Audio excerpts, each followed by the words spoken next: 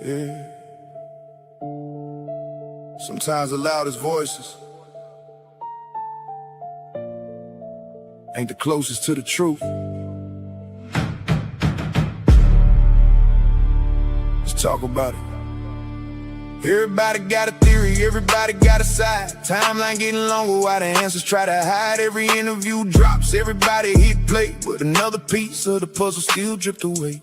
Pressure on the family, pressure on the town. Everybody pointing fingers, everybody looking down. Facts don't move faster just because we want them to. Truth don't change colors when the spotlight's on you. Screens full of opinions, comments full of heat, but evidence walks slower than emotions in the street. Everybody chasing justice, everybody saying wait, but assumptions build a verdict before we know the fate. Questions remain, still looking through the smoke and the pain. Everybody talking like they know the whole thing, but the truth don't answer every time the phone rings. Questions remain, we're searching through the storm and the rain. If we're really after justice, let the evidence lead, cause assumptions ain't the same as what we actually see. Yeah, one report says this, another says that. Everybody drawing lines from a photograph. Voices getting louder, certainty grows, but certainty ain't proof. Every investigator knows. Family wants closure, community wants peace. Everybody hoping one day all the questions cease. Until that day comes, let's keep our balance right. Facts over feelings when we're walking through the night. Truth don't need favorites, truth don't pick teams. Sometimes what we believe ain't the way it really seems, yeah. If the evidence changes, then our minds should too. The goal ain't to be right, the goal is finding what's true. No victory in division, no profit in the pain. Let's keep asking honest questions until the answers have a name. Questions remain, but we're still standing in the rain, searching every detail, every witness, every clue. Knowing every honest question brings us closer to the truth. The questions remain, we won't let assumptions reign until the facts come together. We'll keep the conversation real and let the evidence speak for itself. Same soil, yeah, different roots, one community, still searching for the truth.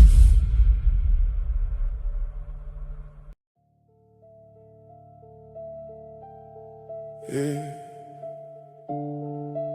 Sometimes the loudest voices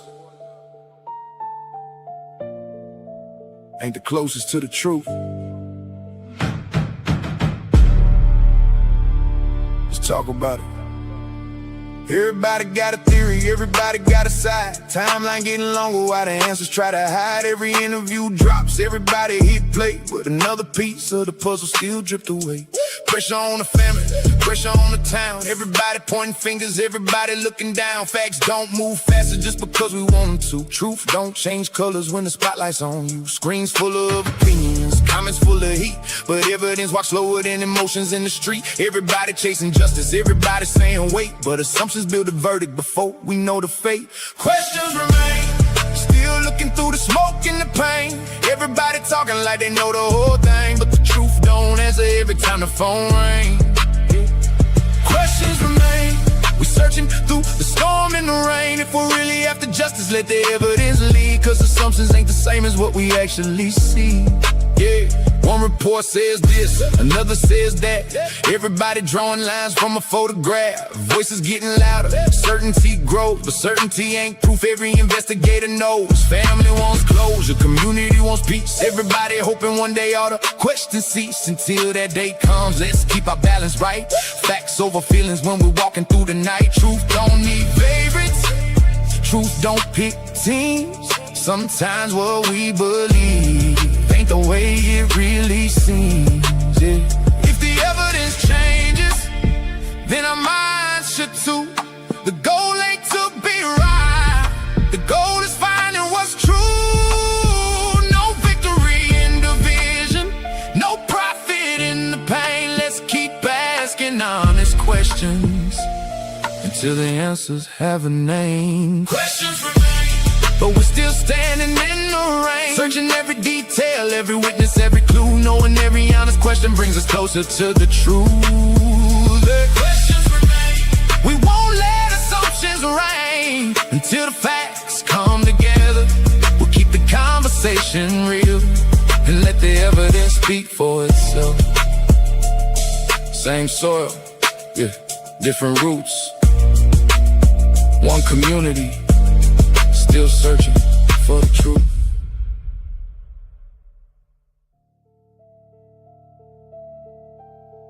Yeah. Sometimes the loudest voices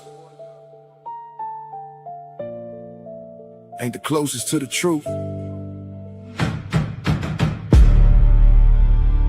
Let's talk about it.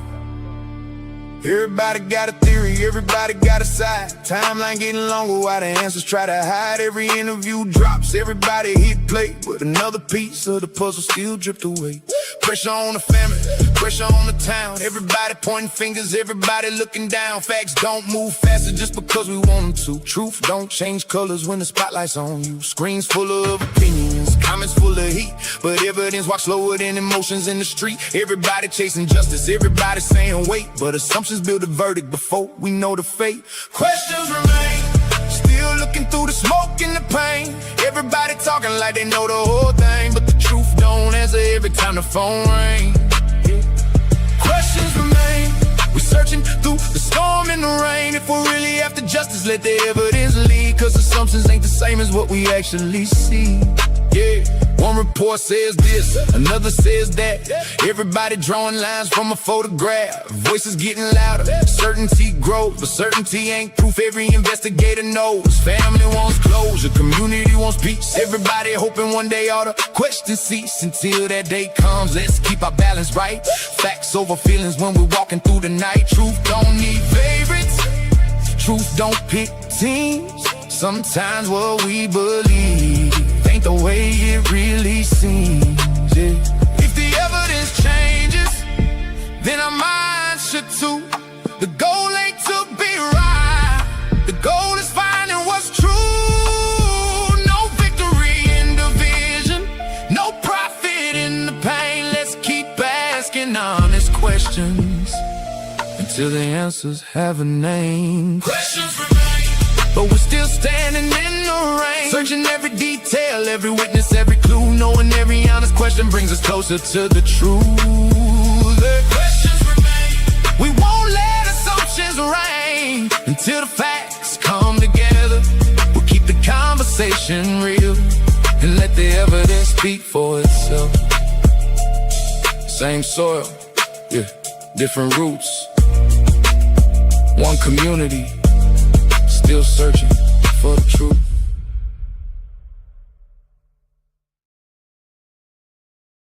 Like they know the whole thing, but the truth don't answer every time the phone rings. Questions remain, we're searching through the storm and the rain. If we're really after justice, let the evidence lead, cause assumptions ain't the same as what we actually see. Yeah, one report says this, another says that. Everybody drawing lines from a photograph. Voices getting louder, certainty grows, but certainty ain't proof. Every investigator knows. Family wants closure, community wants peace. Everybody hoping one day all the questions cease. Until that day comes, let's keep our balance right. Facts over feelings when we're walking through the night. Truth don't need favorites, truth don't pick teams. Sometimes what we believe ain't the way it really seems, yeah. If the evidence changes, then our minds should too. The goal ain't to be right, the goal is finding what's true.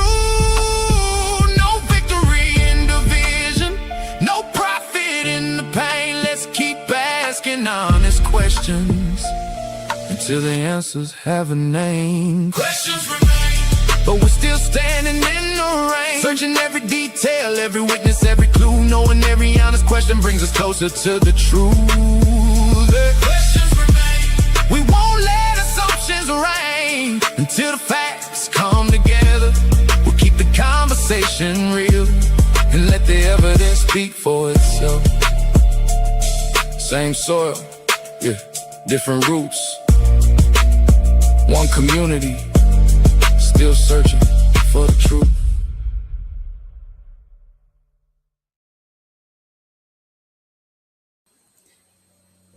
Disclaimer: this broadcast is intended for commentary, discussion, and entertainment purposes only. All topics and statements are based on publicly available information, including news reports, social media content, and third-party sources, which may include allegations or unverified claims. The views expressed are opinions and should not be interpreted as confirmed facts. This content is not intended to harm, defame, misrepresent any individual, organization, or entity. Viewer discretion is advised.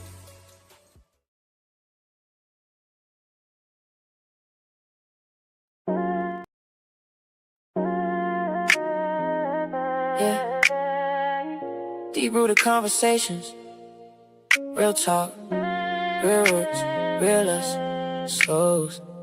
Soft rain, no middleman between the truth. I can see it in your eyes, you got it. Pain got your heart moving cautious. Different worlds but the same kind of scars here. Different roads but somehow we still crossed it. Mad cause the world never listened right. Mad cause your truth always turns. Yeah. Sometimes the loudest voices ain't the closest to the truth. Let's talk about it. Everybody got a theory, everybody got a side. Timeline getting longer while the answers try to hide. Every interview drops, everybody hit play, but another piece of the puzzle still dripped away. Pressure on the family, pressure on the town. Everybody pointing fingers, everybody looking down. Facts don't move faster just because we want them to. Truth don't change colors when the spotlight's on you. Screens full of opinions, comments full of heat, but evidence walks slower than emotions in the street. Everybody chasing justice, everybody saying wait, but assumptions build a verdict before we know the fate. Questions remain, still looking through the smoke and the pain.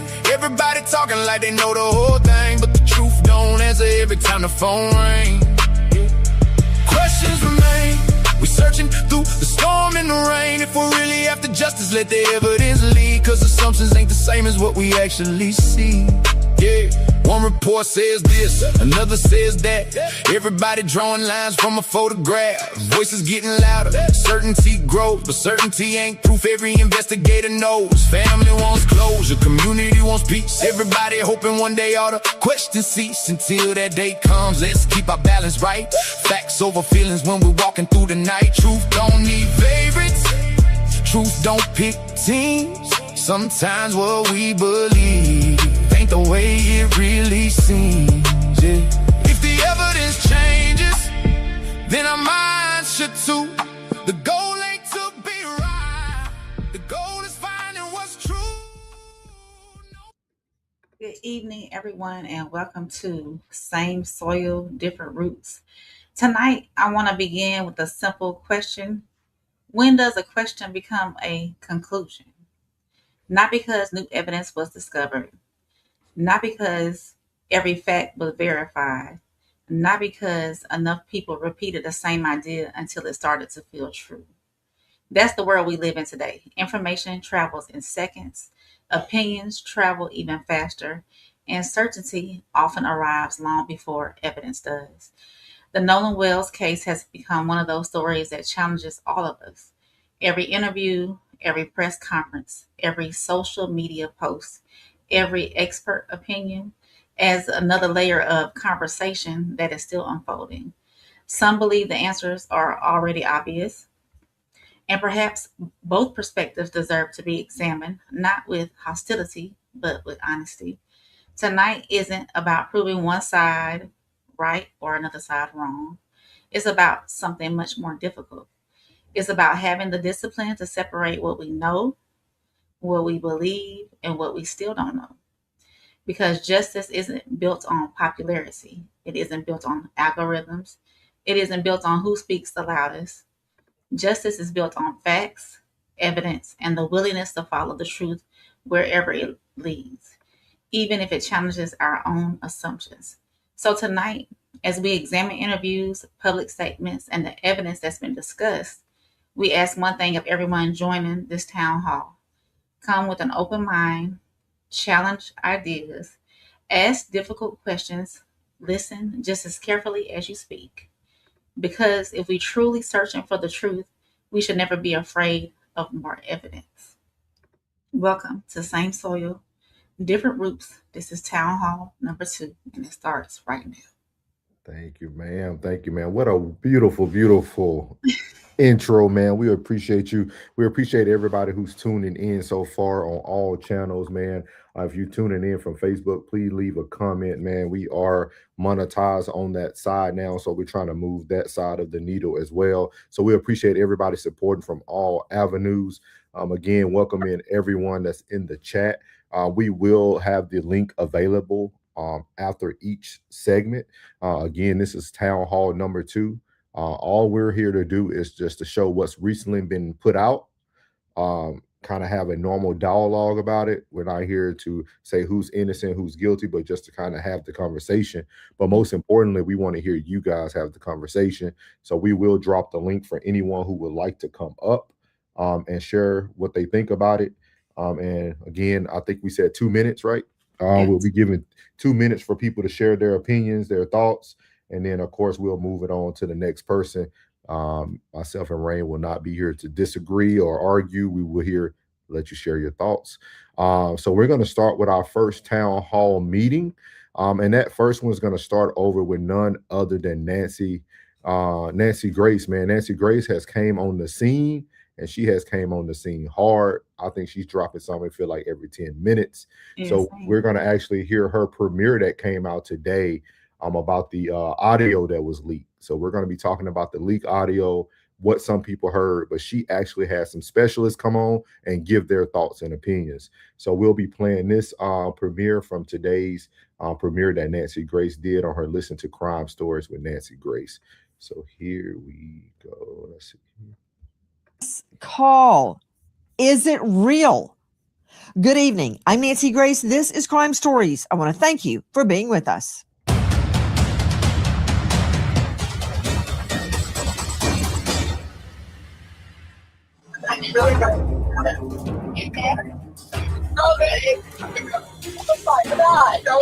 Everyone in the background is saying, "Is he dead? Nolan, wake the up." Claiming they're thinking and calling for help. And yet in the background, are we really hearing all of this other activity? Nobody has ever, none of the kids on this phone have ever admitted that anybody said that they thought Nolan was dead.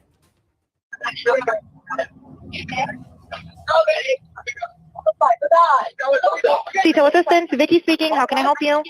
Hey, we're at the west tip of Horn, and our bilge pump stopped working. We're sinking. Can y'all please come? We have a membership. All right, of course. How far is the water coming up, sir? Can you give me a description? Angles? What'd Hello? you say? Hey, Yes. How far is the water coming up, sir? it's coming up. We're just sinking. I don't know. Like we're going down now. All right. Well, let's get you going. Membership number or phone number listed on the account, sir. I don't know the phone number. It's either. I think it's. Try that. All right. I know we have a membership, like guaranteed. I don't All have right. the tag Unless on you here. have a It got ripped membership off. number or anything, it's okay. I'll get you over to the captain. What's the best phone number to reach you at? Reach me at. You are hearing the audio distress call from the boat. That is the boat on which Nolan Wells went to Horn Island. Now, there have been a lot of different accounts about whether he was on the boat when he came back from Horn Island, when he was supposed to come back from Horn Island. He never came back from Horn Island. And you can clearly hear on that version, which we obtained from the Mississippi Department of Marine Research. They released it. It's not something off TikTok or Insta. And that's what you hear. Let me hear 184 one more time, please.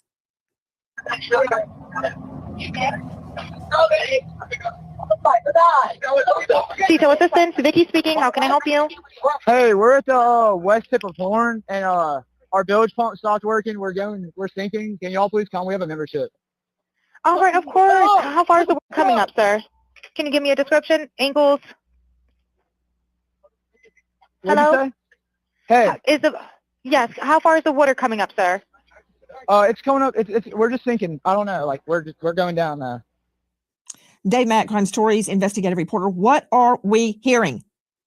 Nancy, this is the audio call from the boat that Nolan Wells took out to Horn Island. And the boat is attempting to leave Horn Island because the boat is taking on water.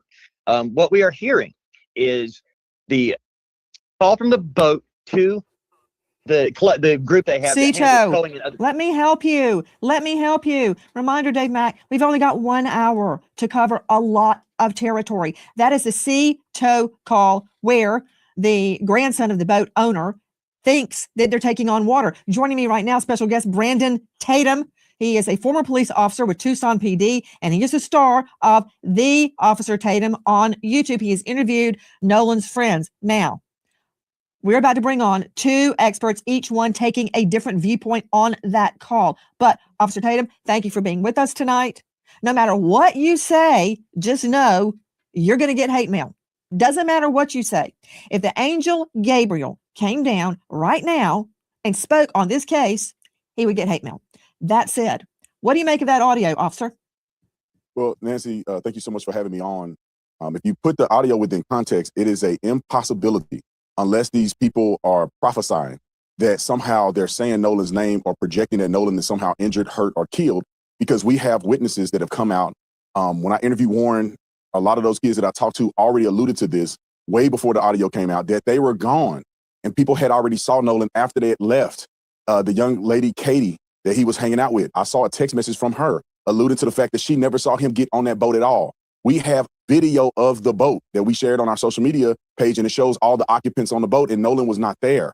And so if a person thinks that they've heard something on the audio, they have to compare it with context. Maybe they said, is it dead? Talking about items that could potentially have died or damaged on the boat, given the fact that they were sinking. So I think people need to put this in context and reevaluate what they're listening to on the video, because if you are going to make a staunch stance in the wrong direction, in my opinion, by saying they're obviously talking about Nolan, it is incredibly impossible. One more thing real quick, that when you look at where they were at when they made the phone call and their GPS coordinates, it literally put them on the island. And we know, and not on the physical island, but really close proximity to the island. And we know, because we have another video of Nolan being out there and also all the other boats surrounding him, that this would have had to happen very near to hundreds of people in hundreds of different boats. So somebody would have seen something if there was a dramatic commotion like this occurring on that boat. I hear what you're saying, Officer Brandon Tatum. That last part that you said, that there were hundreds of people around and they would have seen what happened, that part, I disagree with that. John Mobley joining us, veteran trial lawyer out of South Carolina. John, take off your defense hat one moment and let's address that statement. Do I have to say Tupac? That just comes off the top of my head. Crimes happen all the time in a crowded area and nobody sees anything. Either they say they didn't see anything, or they really didn't see anything, because it all blends in, right? It all blends in. I've had a little boy thrown off the 3rd level of the Mall of America, almost to his death. He did die and he was brought back to life. Nobody saw what happened. A guy threw him over. People were all over the mall. The food court was crowded. Nobody saw. I had like 2 witnesses.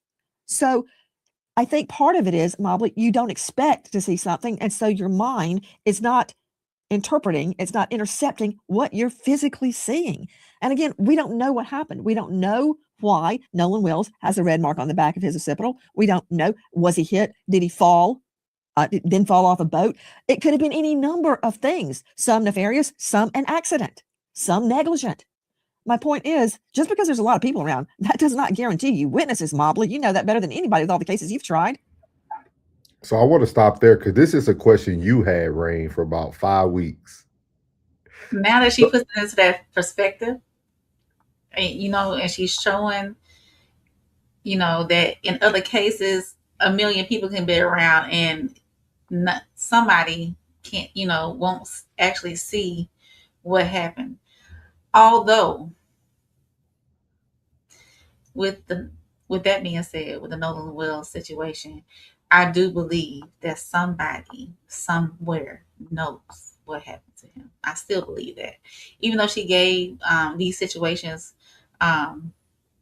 with the young baby being thrown off the balcony and the other situation, I still believe somebody knows. It's still there, and somebody knows exactly what happened to Nolan. I can see that. I mean, even she said, even though nobody's seen it, 2 people did see it Yeah. for the Mall of America. So, but I just wanted to stop it there because Rain has had that question for about 4 to 5 weeks, and I thought it was very interesting that she even brought up those scenarios today. So. Well, Nancy, I got to call it like I see it. I think there are 2 things I want to say to address that. The first part, I would agree with you that yes, a lot of people can be around and they can notice something, and something can happen rather, and people not see it. However, I think the way that the human mind works, we would all agree, is we perceive things all the time. Okay, and we may perceive something that at the time we perceive it, it is not deemed significant. However, in this case, I do believe that if someone did see something that they didn't pay particular attention to involving Nolan Wells, once all of this has come out, the way the mind works is it'll trigger what they saw before, because now it becomes significant. Okay, so I do agree that people can perceive things and not pay attention to them, but when something significant happens later, sort of like being robbed, you're not paying attention to what everybody's wearing, but if that when somebody robs you and later on you have to recall what that person was wearing, what they looked like, you can recall it because it's important at that point. But at the time they perceived it, it was not important. So that's what I want to make sure I discuss. And I do want to address, you talk about the red mark on the back of his head. I mean, I think that is a red herring. That's something that everybody kind of latched onto because they're so desperate for any information that might be related to the cause of his death. But even the own pathologist that conducted the autopsy did not him up. Mobley, are you a medical doctor? Yes, no. I know how to examine forensic evidence based on the countless homicides that I've filed. Not hearing, yes, no. You're not a medical doctor. I'm a juris doctor. Are you a medical examiner? I am not. No. Put up the back diagram, the back of the head of Nolan Wells from the second autopsy right now. You know what? I give it to you, Mobley. You're a great trial lawyer. A medical examiner, you ain't. And I don't know why you're saying people are latching onto this, grabbing at straws. I'm looking right at it, man. Should I believe you or my lying eyes? I am looking at the second autopsy. And I have questioned multiple actual medical examiners, actual doctors that say that means something. Put him up again. In what world would the first medical examiner remove Nolan's throat if it did not have something probative about it, something that proves something? Did they remove his toe? No. His elbow? No. His eyeball? His nose? No. They took his throat. Do not tell me that a medical doctor, which you are not, took a throat out of this young man because it means nothing. And that, you know what? I can't even hear you. Straight out to Joe Scott Morgan joining us, professor of forensics, death investigator. That second doctor did not highlight that in red for nothing. That doctor is not grabbing at straws, as Mobley said. I don't know why he's saying that. No, you're right. He has purpose. We have purpose in everything that we do in the medical legal world. And so when you see this highlighted area, it's unique in the way he has diagrammed it here. He even demonstrates that it has almost like margins to it. And, that's what has left a big question for us, because it's not like it's diffuse all over the place where you've got these kind of spotty alignments. He's got a margin. It almost looks like a rectangle, doesn't it? Well, when we begin to see things like that, we think about patterns. And that's some of the questions that have yet to be answered. But what he does say in his relative to the second examination is that he did a multi-layered dissection. Now, this area had not been dissected by the ME's office in Mississippi. So what he's doing is he's going layer by layer. We're talking about the skin. We're talking about the subcu fat. We're talking about the musculature that's under there. And yes, there is musculature under there.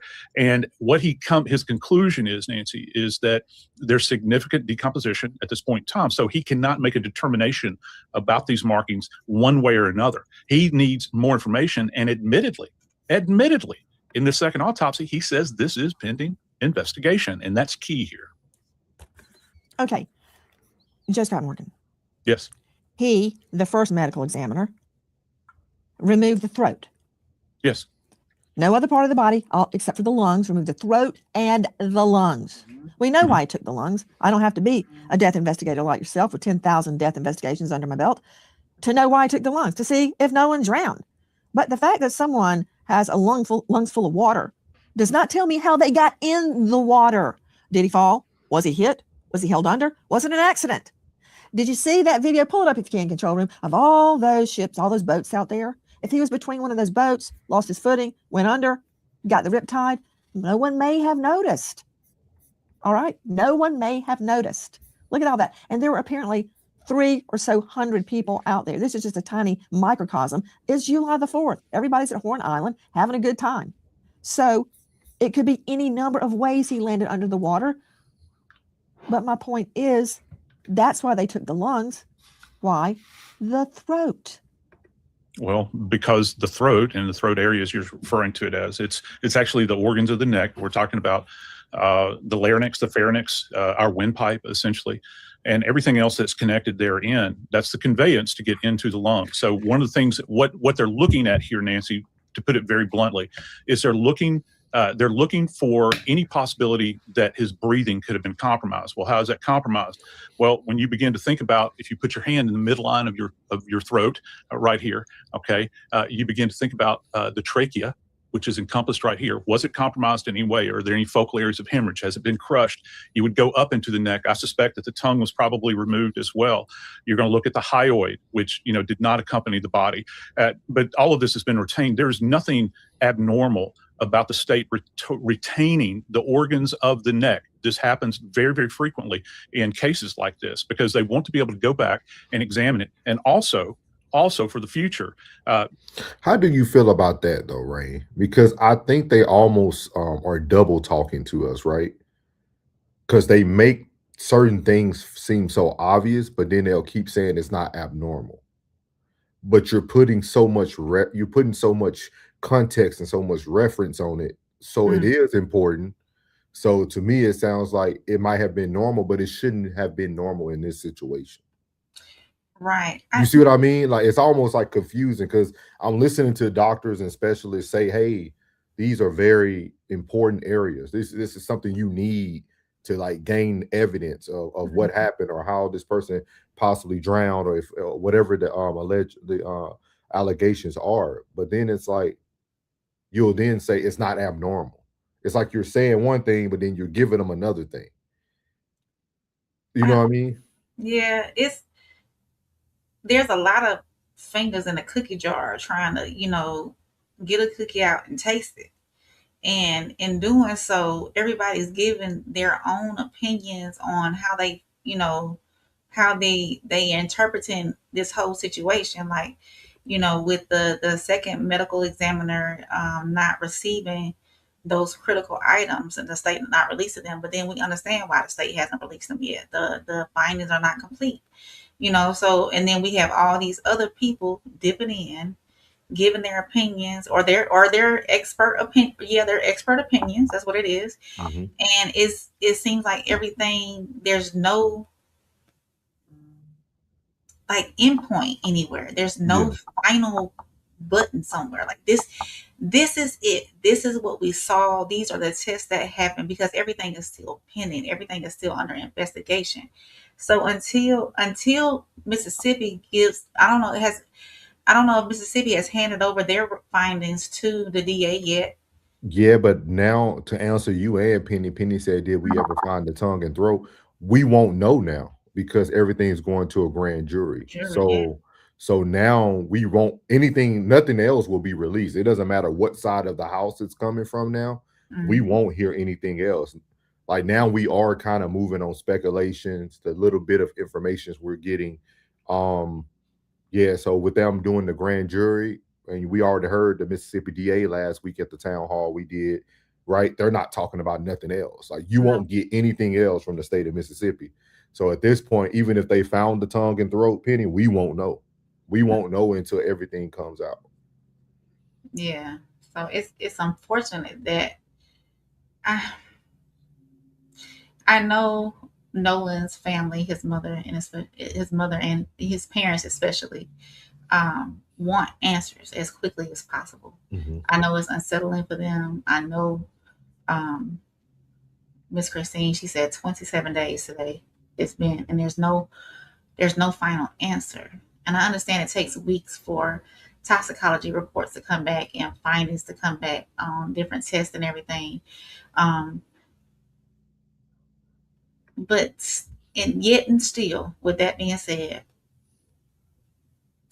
with today's technology, it seemed like it should be moving at a faster rate, especially with a high profile case like this. Well, they made it high profile now because the world is seeing it unfold every day.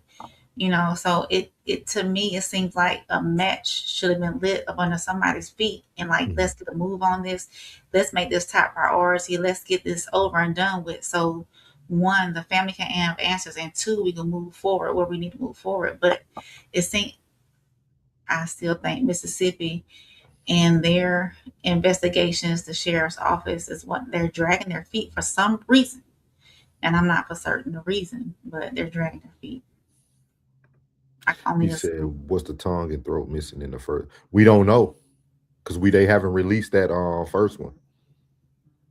Mhm. Like, so yeah, Penny, that's the crazy part. Like, we don't know because we won't know anything that Mississippi did until we get to the grand jury, to everything. I mean, the trial comes out. So Yeah. he said People have been arrested for way less. Absolutely classic. Mhm. He said complexion for protection. Time said, I hate to say this, but if I was a Caucasian boy that was in Nolan Wells' situation, it would have probably went a little different because the police would have took more investigation look. Telling you. Classic said that's the reason. Miles said somebody paid a lot of cash to hide body parts. Yeah, yeah. So our goal and our intentions for me and Rain on these town halls is to continue to just bring more and more additional information that you guys probably already hear about throughout the week, but just try to break down some of the people who are covering certain areas just so that you guys can give your opinion. But this town hall is actually for you guys. So if you guys ever want to come up, like we said, you do have 2 minutes to come up and say your piece. Like I said, we want to hear your thoughts, your concerns, even if it's something positive, prayers to the Nolan Wells family, things of that nature. That's what these town halls are for. So, yeah, she said, how do we get to trial without arrest? Mario, I covered this on one of my platforms about what the grand jury role is, and I'll cover it again tonight just so you can understand how they're going to get there. Because the grand jury, Mario, is going to be who decides if there's enough evidence for this to go to trial. Like right now, we're moving on evidence. Kind of goes back to what Classic said, right? Like the complexion for the protection. Now they're being covered, right? They're being covered by Mississippi. So now they're trying to get enough evidence. Like if we can't find out, if nobody's going to rat or snitch, we now got to get enough evidence to take this to a trial. So that's how they'll do it without a first arrest. He said, no, it has been charged. He said, no, not yet, Penny, not yet. So we're going to play. I'm going to move this over to, because I want y'all to start hearing. Can I say something real quick? Yeah, do your thing. I just want to give my personal take on the phone call that was released by the Mississippi Department. Yeah, the phone call. Everybody has interpreted, or the ones that I've ran across, the interpretations that I've ran across, the reviewings that I've ran across, the audio separations, whatever y'all do on the audio end, the audio people that are professionals on that end. Vicky speaking. The ones that I've come across, at the end, they hear say, Nolan, wake the F up. Or wake the F up. They're a lot of people are interpreting it as wake the F up. I personally hear shut the F up. And the reason why I'm coming to that conclusion myself, and everybody has their own opinion on it, is that they are in a loud environment. There are tons of people out there. He's trying, and I'm not covering for anybody. I'm letting y'all know I'm not taking sides.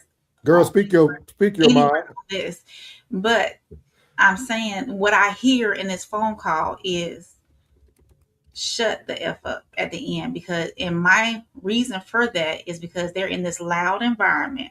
They have music playing. There's hundreds of people out there. They're around all these boats, and it's loud. I'm not negating the rest of the phone call that came in beforehand about, oh my God, no one don't die, etc. But that little tidbit at the end saying, wake the F up, I'm interpreting it. My own personal opinion is shut the F up. So I just wanted to say that part. Okay, and Um, I'm gonna go ahead and start playing this one. It's gonna break okay, it down. I'm gonna plug my charger in. Give me 1 second. okay. I How got can I help you? Hey, we're at the west tip of Horn, and our bilge pump stopped working. We're sinking. Can y'all please come? We have a membership. All right, of course. How far is the water coming up, sir? Can you give me a description? Ankles? What'd you Hello? say? Hey, Yes, how far is the water coming up, sir? it's coming up. We're just sinking. I don't know. Like we're going down now. All right, well, let's get you going. Membership number or phone number listed on the account, sir. I don't know the phone number. It's either. I think it's. Try that. All right. I know we have a membership, like guaranteed. I don't All have right, the tag unless on you here. have a We got ripped membership off. number or anything, it's okay. I'll get you over to the captain. What's the best phone number to reach you at? Reach me at. All right, and is everybody on board in good health otherwise? Yeah, everybody's How on many? board. All right, do you need the United States Coast Guard? What? Do you need the United States Coast Guard? No, we do not need that. We're bringing in our forensics experts, but back to Brandon Tatum, former police officer, Tucson PD. He is the star of the Officer Tatum on YouTube. He has interviewed Nolan's friends. Okay, you're saying that I am looking at, and others are looking at this out of context. My mind is open. You may be right. And I believe, Officer Tatum, you are specifically referring to the words. Let's see the transcript of the audio as I read this, please. You're referring to alleged statements. Sure, he's dead. Is he dead? Nolan. OMG. Nolan, don't die. Then wake the F up. I thought he was on the check his chest. Now, to you, Officer Tatum, you believe that there is an innocent explanation. My mind is open. And that innocent explanation would be what? Well, I think that if you are convinced without context that they are talking about Nolan, you're going to hear certain things and perceive it. I mean, the bilge pump is damaged. They could have been saying don't die or is it dead, referring to the bilge pump or the bilge pump. And they could have been talking about a battery. They could have been saying no, and people think they said Nolan. The only reason that I deviate from the transcript is because there are witnesses that have said they've seen Nolan after the boys had already left and after the call was already made. And also, I put my detective mind on when I look at the reasoning, but why would they be calling and giving GPS coordinates and talking to this dispatch for 8 minutes if their best friend, whom I've spoke to these boys, they've showed me pictures, they were emotional about Nolan's death. I was there during the funeral, at least there with them when the funeral was going on, and they were devastated that they couldn't go to his funeral. I perceive that it doesn't make sense if they had killed their friend in a malicious way or he was dead, that they wouldn't just simply ask for help instead of trying to cover it up and calling for a tow and talking for 8 minutes. I mean, all of those things, plus the witnesses, it just doesn't add up. And I just wish people be open-minded to saying, let me rewatch it and let me put it within context that Nolan cannot be on the boat because witnesses seen him afterwards. And let me re-listen to it and try to put it in perspective. So you're saying witnesses saw him afterwards, after that call? Or did you mean to say witnesses saw him elsewhere? Yeah, no, witnesses saw him on the island after the call. After the boys had left around 4:30, witnesses have seen Nolan alive on the island after that. So, you know, that puts Nolan alive after that. And I think that people should be focused on, okay, now let's interview and talk to people and consider what did they see? Because we're already past the point of Warren and Wyatt's boat and all of those things being involved. Officer Tatum, I had so many trial judges from all the cases I tried in different courtrooms, but one particular judge, my favorite, Luther Alverson, he had a particular jury charge. And I've heard it so many times, I've memorized it. He said to the jury at the end of the case, after the closings, it is your duty to make all witnesses speak the truth and impugn perjury on no one. So what I'm trying to do is reconcile what you're saying with what I'm hearing. I hope Nolan Wells died by accident. And this is what I wanted. This is why I wanted to cover this, because I hear what everybody is saying. But Nancy Grace is really saying the same thing that even me and Rain are sitting here and saying, right? She's still not giving y'all definitive answers, even though she might be more excited or more dramatic. Like, she still, if you watch every video she does ask people questions depending on what they said, it's kind of like she's almost an antagonist to the person that's up there. But at the end of the day, she continues to say the same thing, that it's not enough evidence. I think everybody's entitled to their opinion. That's why we wanted to do the town hall. I don't think somebody's missing the point or people don't understand. I just think everybody thinks differently and it's okay. But at the same time, I think Classy did bring up a good point. It's almost like we leave it out that something negative could have happened to Nolan. It's almost like we passed that part and we just want to say he drowned. Like, no, it could have been someone could have hit him in the back of the head. Somebody could have pushed him off the boat. It don't even matter if it was accidental. It still could have happened. So I think that's the big and overarching question. Like he said, I think a lot of people are pretty much trying to take foul play out of it when there could still be a high percentage of foul play. You know what I mean? So. But I'm not shutting down our crime stories investigation until I know. Now, I want to address this sound. To Joe Scott Morgan, professor of forensics, Jacksonville State University, author of Blood Beneath My Feet on Amazon. At Jacksonville State University, they have a world-class CrimPro lab and setup. In fact, I've called on Morgan many times to help me recreate crimes in their labs. Star of Body Bags with Joe Scott Morgan. Joe Scott, you've been on so many death scenes, trying desperately to get to my experts, but I got to lay the foundation, as I would do in court, before I bring in a piece of evidence. Joe Scott, people do crazy things when somebody dies. They panic. They think it's their fault, whether it is or it isn't. They get rid of the body. They lie. They do all sorts of things. The cover-up is very often worse than what the initial incident was. People panic. So the reaction of the friends to Nolan potentially having passed, that reaction doesn't mean that much to me, because you don't know what somebody's going to do under those circumstances. See, she eventually starts talking just like most of people are speaking. But I know Rain talked about this as well, about just why wouldn't nobody come out when we were talking about this behind the scenes. And I told her, I said, at this point, people are so afraid. Like, the person who did it is just now so afraid. If allegedly, if somebody did it, you're going to see more people just afraid to speak up. I mean, you got ignorant people doing death threats to the mom of the victim. I mean, just think about that. Like, the victim mom is getting threats. Just imagine the person that now needs to come out who might allegedly have done it. Like, the fear is so high that now it's going to you're going to see this rabbit race for a long time. You know what I mean? You're going to see this rabbit race for a long, long time. So it's just tough, man. It's tough. So hearing them on the boat, I hear what Tatum is saying, and it's reasonable. But how people act in that scenario is not always reasonable. No, it's not, particularly when they're faced with somebody that's in distress and they are under the influence of alcohol. And that's going to play a huge role in this from an investigative standpoint. And not to mention, probably a group of people that don't have a lot of experience with alcohol. We're talking about a group of underage kids. We're not talking about upper end college kids here. We're talking about kids that are 18 years old. They've been getting hammered out there on this. And see, this, I told Rain, this the part that makes me angry. Yeah. This the part that makes me really angry. Like, it's like, bruh, this happens every day. Every day, all day. This happens every day, dog.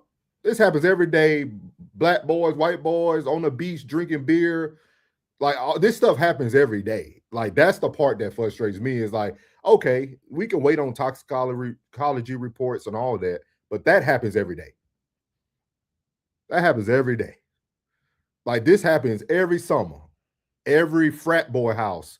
Like, this stuff happens every day in normal day-to-day life. My thing is, why aren't we getting to the nicks and crumbs? Like, does the evidence we currently see show foul play? That's what we got to get to. Like, everybody out there was drinking. I mean, I don't know why we arguing about drinking. Everybody out there was drinking. Warren admitted that he's underage. Like, everybody was drinking. Everybody was drinking. So, like, at this point, like, when are we just going to get to, like, what people really need to know? Was there any foul play? Did anybody do it? And let's be able to move forward from there. Like, this drinking and this toxic, that's almost like trying to just damage the character of somebody who's no longer here at this And point. it is not Like needed. it's not needed. Like they all were drinking. They all, Like, you yeah. know what I mean? So it's stupid, man. This island, and that's a problem, Nancy. Well, you're right. Okay. Two, not that Tatum in his own right is not an expert. He's a former police officer with Tucson. Joe Scott, an expert, Mobley, an expert. But now let's go to our digital experts.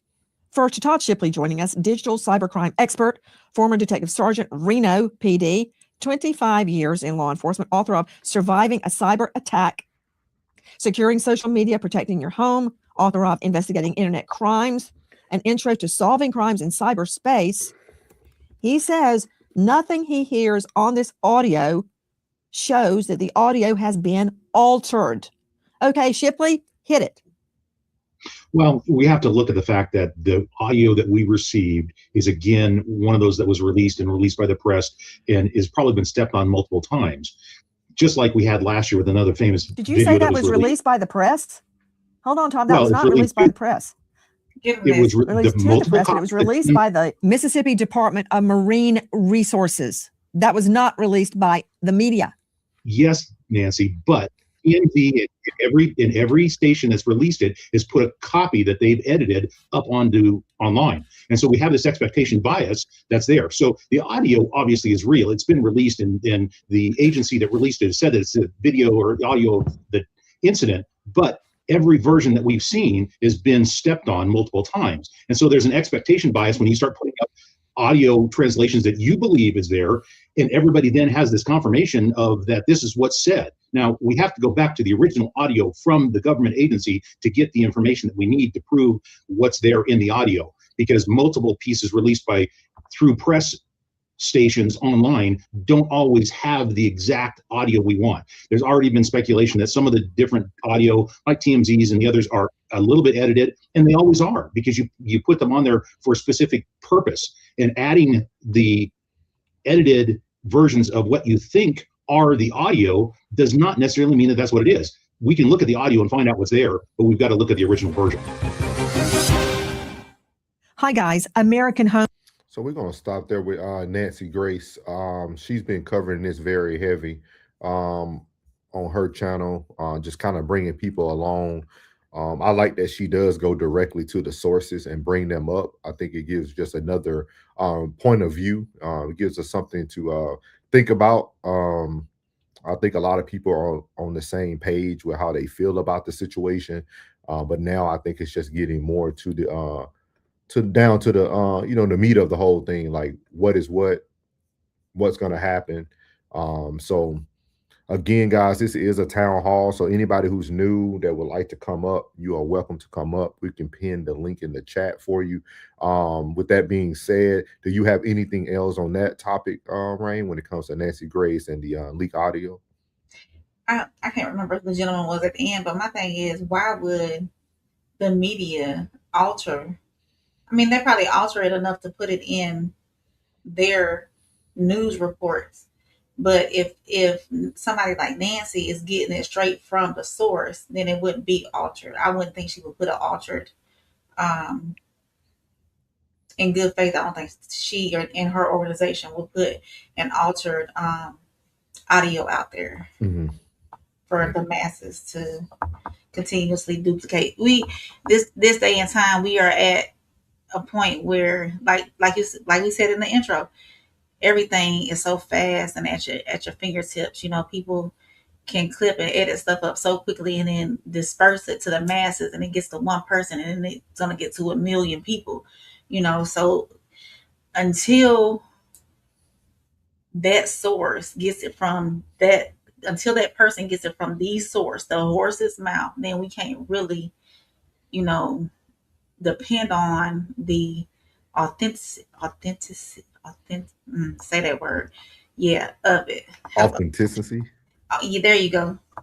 So you got it that time, so I appreciate it. Mary, go ahead, read it. Go ahead. Mariel said, I'm so confused on why they keep the throat. That makes it even more suspicious. Yeah. I think they sent it to a separate lab, didn't they, to analyze what was going on with that, I think. Yeah. I mean, I think we can really clearly say now, though, with the history of Mississippi, with everything that has gone on in Mississippi, Mississippi played the role Mississippi plays. Of course. Mississippi did everything that would confuse us, but if you really seeing it, it's what they normally do. Like, this is what they do. Because we're going to actually talk about it in this next clip with D.L. Hughley. I mean, he does point out of a lot of things that have happened in the state of Mississippi, right, that could cause people to already think that there's foul play regardless, right, with the trauma, with everything that happened in the past. Everybody, certain people, or most of us, could feel a certain way about how things are moving forward. But to answer Mario's question, the confusion was built on purpose. Mississippi knew this was going to happen. They knew building the confusion and letting the world try to sort it out with whatever they're going to hand you. They knew that was the play. So now it's all about trying to get to the trial and see how things pan out. So he said Officer Tatum a clown. So here, what is it? Welcome in, Angel you need in your life. Is Brandy more pretty than Aaliyah? Nah. But good question. Good question. Hey, how you doing? How you doing? How you doing? Welcome in. Welcome in. So we're gonna move on to our town hall meeting number 2 topic. We're gonna go over to D.L. Hughley, talking about the Nolan Wells situation. Even though I don't always agree with D.L. Hughley, the cast of people that he has with him bring up very diverse conversations. And I like when people allow people to have conversations and not judge. They just have conversations. So this is actually a pretty good video from D.L. Hughley and his team. So here we go. What would be your where are you from originally? Don't Who, me? I mean, before you came to here. I mean, my not bad. the answer you give to immigration, the answer you tell us. From Nashville. I didn't know they had huts in Nashville. That's not It's terrible. crazy. So, of Welcome course, in, Nolan Wells Loretta. still continues to be a hot Welcome in, Loretta, from the Facebook side. Appreciate you, ma'am. Thank you. topic. And for everybody that asked me why we still talking about Nolan Wells, one man's Nolan Wells is another man's, Amanda. What was the young Natalie Holloway? Natalie Holloway. One man's Nolan Wells is another man's Natalie Holloway. Remember, we knew all about Joran Vandersloot, and we knew all about Aruba, and we knew all what was happening. Do you think that Nolan Wells was murdered? I do. You do? 100%. I think that Mississippi's going to be Mississippi.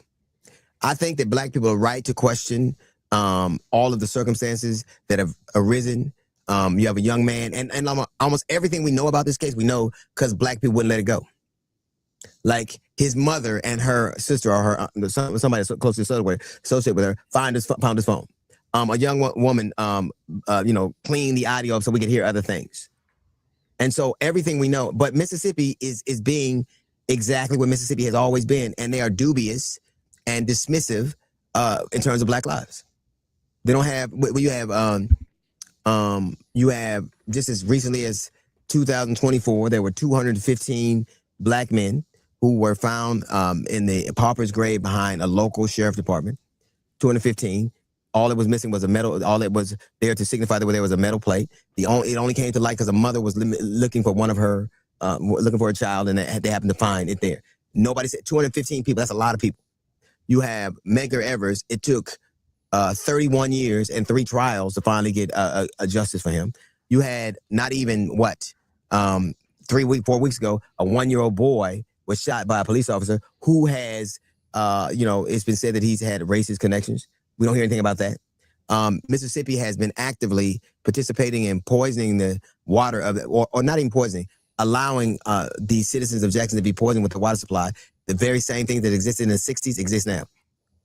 So they have a dubious history when it comes to the value of black lives. I remember I was playing a gig in Jackson. I stayed at a brand new Westin. It was a brand new Westin they had built in Jackson. It was right across from the jail. And I have a 135-pound Akita. He would travel with me all the time. As soon as we get to the hotel, I get him water. This dude starts shitting everywhere an hour later. I go to the vet, and he said, did he drink the water? Because every few months, the water is so bad that Jackson have a boil advisory. And they know what's happening. They've taken all of their political power away. So why would I believe you? The only reason we know anything is because Black people haven't let it go. I think it's also worth mentioning when you're talking about things that happened dubiously in Mississippi in 2022. Remember Demontario Gibson, yes, the FedEx truck driver, right, where a father and son shot him. So this is a good conversation I wanted to have too, right? Because without Nolan Wells, not saying everybody, but most people wouldn't even be talking about these cases. We're going to talk about it in one of our last topics, even the thing they did today with all the parents, right? With the Nolan Wells family, with the young gentleman from our city in Dallas, Fort Worth, who was also drowned and his friends left him. None of this would have been talked about without Nolan Wells. And I think that's always the bigger conversation I try to put forward is like, okay, how do we bring the light to everything like we're bringing the light to every other situations? I know everything's not going to be, you can't pick every crime, right? We'll be on here every day for every second of the day. I understand that, but it's almost like we can easily recall things that have happened.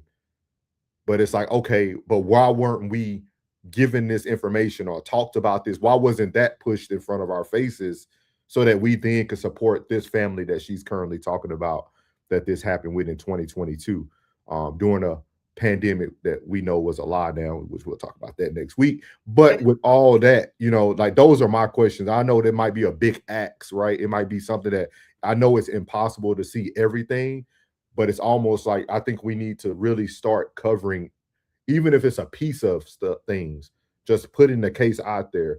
I think it's going to be very important that we start doing that because, again, I always tell everybody, we the creators are the voice of media now. Like, so regardless how big or how small or how minute, even if it's 100 people that watch it, that's 100 different people who now took in information that they probably wasn't going to take in from anywhere else. So we just got to do our due diligence to try to do our best to like cover some of those things. That's my biggest thing. Is how do we do this? How do we pick? He said it's a fair. Yeah, like that's my biggest thing. That's what I always been trying to push. It's like, I get it, right? Like I get that right now. And then like, I just have a lot of mixed emotions, bro. Like even watching the thing today, why I feel like we kind of taken away from Nolan Wells. Because the other two was because now we're adding the other two kids in there. To me, that's taken away from Nolan Wells. Like, that's my opinion. That's just me thinking out loud. Everybody can push back or feel a certain way, but it's almost like, okay, now you're bringing up this kid that happened in Dallas. You're bringing up this other person that was found behind a store. Like, it's like, okay, but why didn't we have this type of momentum for those people? Like how do we? If it doesn't get spread from the local news is across the nation, however this got momentum, each of those cases have to get that same momentum for whatever reason, you know. So what it's up to the locals who feel some type of way to push it forward, to get the news stories out there, and like Classic said too, you know, there's so much going on. We will be covering it forever, you know, and I will say that even July has been so heavy in my spirit because of this, because I'm a mother as well. So July has been so heavy. So sometimes we got to step away from this, you know, in order to, you know, pull our spirits back up. But then you still want that justice for these parents so they can put it to rest as well, or they can have that closure as well, you know. So it's up to the locals, though, I would say, in order to push those stories out there to the masses. I've been reading, you know, stories across or trying to read stories across the nation. You know, sometimes I get, well, you've seen it on the radar. I get bogged down in Florida, or I'll get bogged down in Texas, or I'll get bogged down in Chicago area. You know, so it's I think it's more so up to the locals to start pushing those things out there. Yeah. And it's so much stuff going on that everything can't come to the light, you know. Yeah. So yeah. And I do agree with Classic on this one. Like, they did do a good job.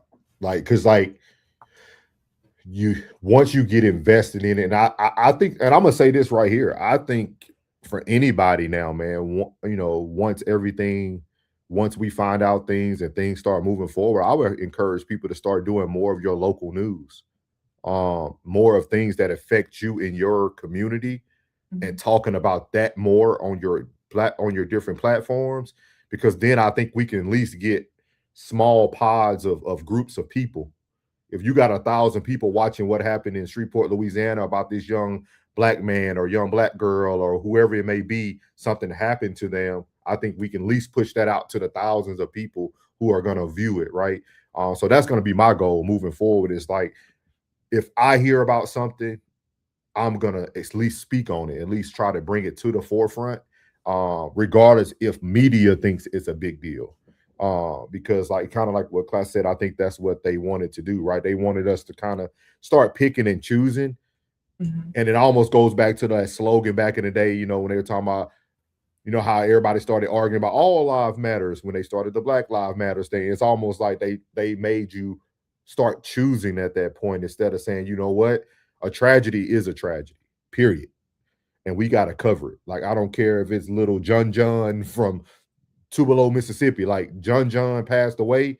I need to be talking about John, even if it's that one episode that week that we talk about him. So I would highly encourage you guys to really start looking at your local news, your local pressers, and really start putting the news out, man, if that's what you're passionate about.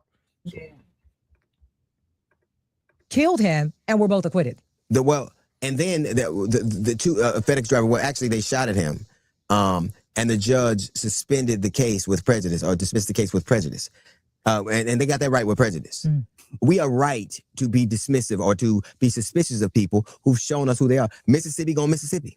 There's nothing inconsistent about what we know Mississippi to be. I'm not saying that everything that happens there is this way, but they're not. The governor of Mississippi comes out and calls, basically says that Ben Crump and Al Sharpton are stirring up racial strife. No, that ain't gonna happen. If it weren't for them and people bringing, I can understand, and I don't know what happened, but I do know that a young man is dead, and the fact that his mother, who only wants to see justice for her child, is getting doxxed, like her job is getting bad reviews, her personal business getting bad reviews, and getting death threats. Right. Ain't nothing more Mississippi than threatening black people for nothing. I don't understand. We don't trust you because you've proven to be untrustworthy. Your governor has never said anything, and when he does say something about what's going on in Mississippi, the first thing he really talks about, if any significant, to any significant degree, is to malign Ben Crump and Al Sharpton. It sounds like outside agitators, right? Sound like what they used to say before. Right. It's interesting that Brandon Tatum is welcome in Mississippi when Ben Crump and Al Sharpton are not, for the exact same reason that Stephen A. Smith is welcome at ESPN and Ryan Clark are not. Is not. Anybody who says or asks questions, you talking about a state that got mad because niggas tried to read. He said it could be. And now the new extrapolation of that, the new extension of that is people having internet. So what is it? Why would I trust you? I don't know what happened, but I do know this. Maybe the hang up for me is that they keep bantering, throwing around this word friends. We were his friends. We're his best friends. Who was it? This young man this young man right here. If Nolan could that's the problem for me too, the friends. No doubt. They keep throwing around the word friend. Nolan would be livid is an understatement. Nolan would never want anything pursued this way at all. I think he would be really upset with his parents about how they went about the situation. I think he generally would. I don't think he wouldn't support it. I know that for 110%. I know he wouldn't support any of it. Best friends? Like I was told the story on the radio earlier this week. I had a best friend, a good friend of mine named Kevin. And Kevin and I were best friends. We would get into it all the time. 16 years old, he had a great job, moved in with this girl. The girl had a kid by somebody else. There was always friction. One day, Kevin asked me to get his back with him. And normally I would, but this time I got so mad at him and told her to leave the girl alone. We had a fight. An argument ensued. I'm like, fuck you, go. And Kevin got killed. And I was so hurt by that. And a lot of people in the neighborhood, I remember, and I told the story on the radio, a dude named Roger said, you let that boy to drown by himself. My mother didn't want me to go to the funeral because she thought that the people they were so mad at me. People just thought they were going to harm me. He was my friend. And I had to say, because if that's your friend, that's the last time you're ever going to see him again, ever. Ever.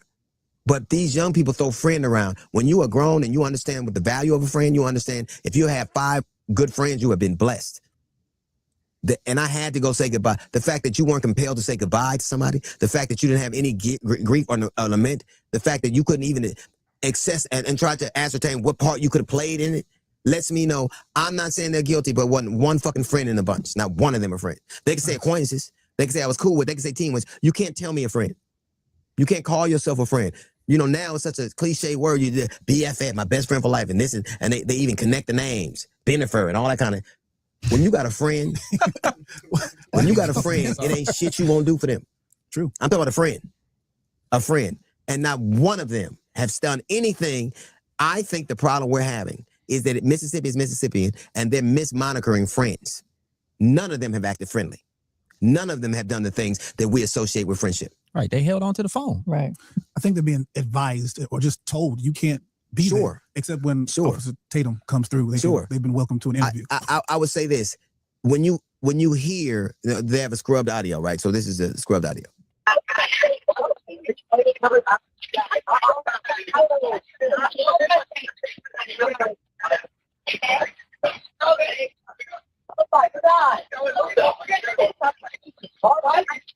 Hey, we're at the west tip of Horn, and our bilge pump stopped working. We're going. I'm gonna start it back, y'all. Rain trying to really hear it, so I'm gonna I start was closing my eyes, so yeah, I I got you. transcript. I'm gonna start it back. I'm gonna actually I'm slow it down. close my I'm gonna eyes. slow it down to normal speed so you can like really hear it. Okay. Scrubbed audio, right? So this is a scrubbed audio.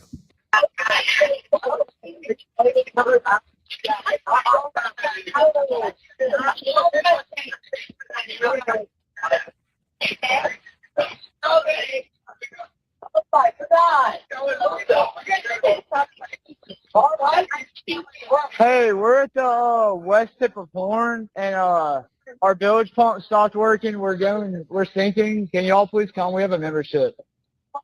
Shut up! Shut the fuck up!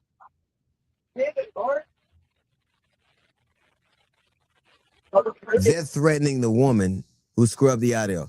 Why is it that black women and black men are the ones who are moving this case forward? Why is it that it was his mother? What you think? What you think you heard there? But I think I heard that time with my eyes closed and I reading the transcript. Yeah. I think I heard the battery's about to die or we're all about to die. Because if they're saying the boat is sinking, you would think that you're about to die. But I mean, I would hope that most of them know how to swim out there. If you're on a boat or enough to save themselves. I still heard shut the F up. I didn't hear wake the F up. I heard shut the F up. I don't think I heard Nolan's name that time. And it might have been a different area of the audio. They might have even said he's about to die. I have no idea. I'm not certain. Do anybody know how many women they said was with them? Because I know people kept focusing on Kate, but I heard a lot of females back there. Yeah, but see, at that time, weren't they all like surrounded by other boats and whatnot at the time that they were supposedly singing before they left the island or about to leave the island? Oh, see that he said that word too. Yeah. Okay. I heard more female voices. Like I heard I heard multiple female voices, and like I know we only been talking about Kate, but I wonder who that other female is. But Kate didn't ride with him, did she? Did she ride with another boat? He said according to the image, huh? Didn't Katie ride with another boat? It don't really matter about what boat they rode in because that was just what the boat they left on. You see what I mean? Okay, that doesn't mean that they all couldn't have been on the same boat before they started taking on water. Yeah. You see what I mean? Like I'm trying to see like the full picture. Like just because they say they left a certain way doesn't mean that's how they were before the boat started sinking. Mm-hmm. But it was very unique. 'Cause I got to go find this white guy. It was a white guy 2 days after this event. He was the first person to truly talk about the boat was taking on water. And nobody was talking about that at first. Because remember, when we first found, they first tried to tell us that nobody was called, there was no tow. Like we got all that first. We got all the Yeah. first lies. But it was a white dude that, I got to find his stuff because I wonder what else he's been covering, because he was the first one to say, nah, they were taking on water. But I wonder what the rest of his story would be today. I got to go find him on social media, because it was like day 2 in, and he was the first person I heard talk about it. It was actually somebody, I want to say Plug sent it over to me. Mary said, if the boat was sinking, why did they tell the dispatcher they were no longer needed? Another good question. Kate was on a different boat. Remember, he allegedly stayed on the island with her. Yeah, but do we know if they stayed on a boat or you see what I mean? Like they all could have been out there around each other too. You know what I mean? Because when tragedy happens, everybody tries to jump in, right? So we don't know if hypothetically he was passing away on that boat and everybody jumping over trying to save, and now he's making a phone call. Like we really don't know. Like I'm trying not to put too much weight on who was on what boat, because in the midst of all this tragedy, people could have been all together in that one area.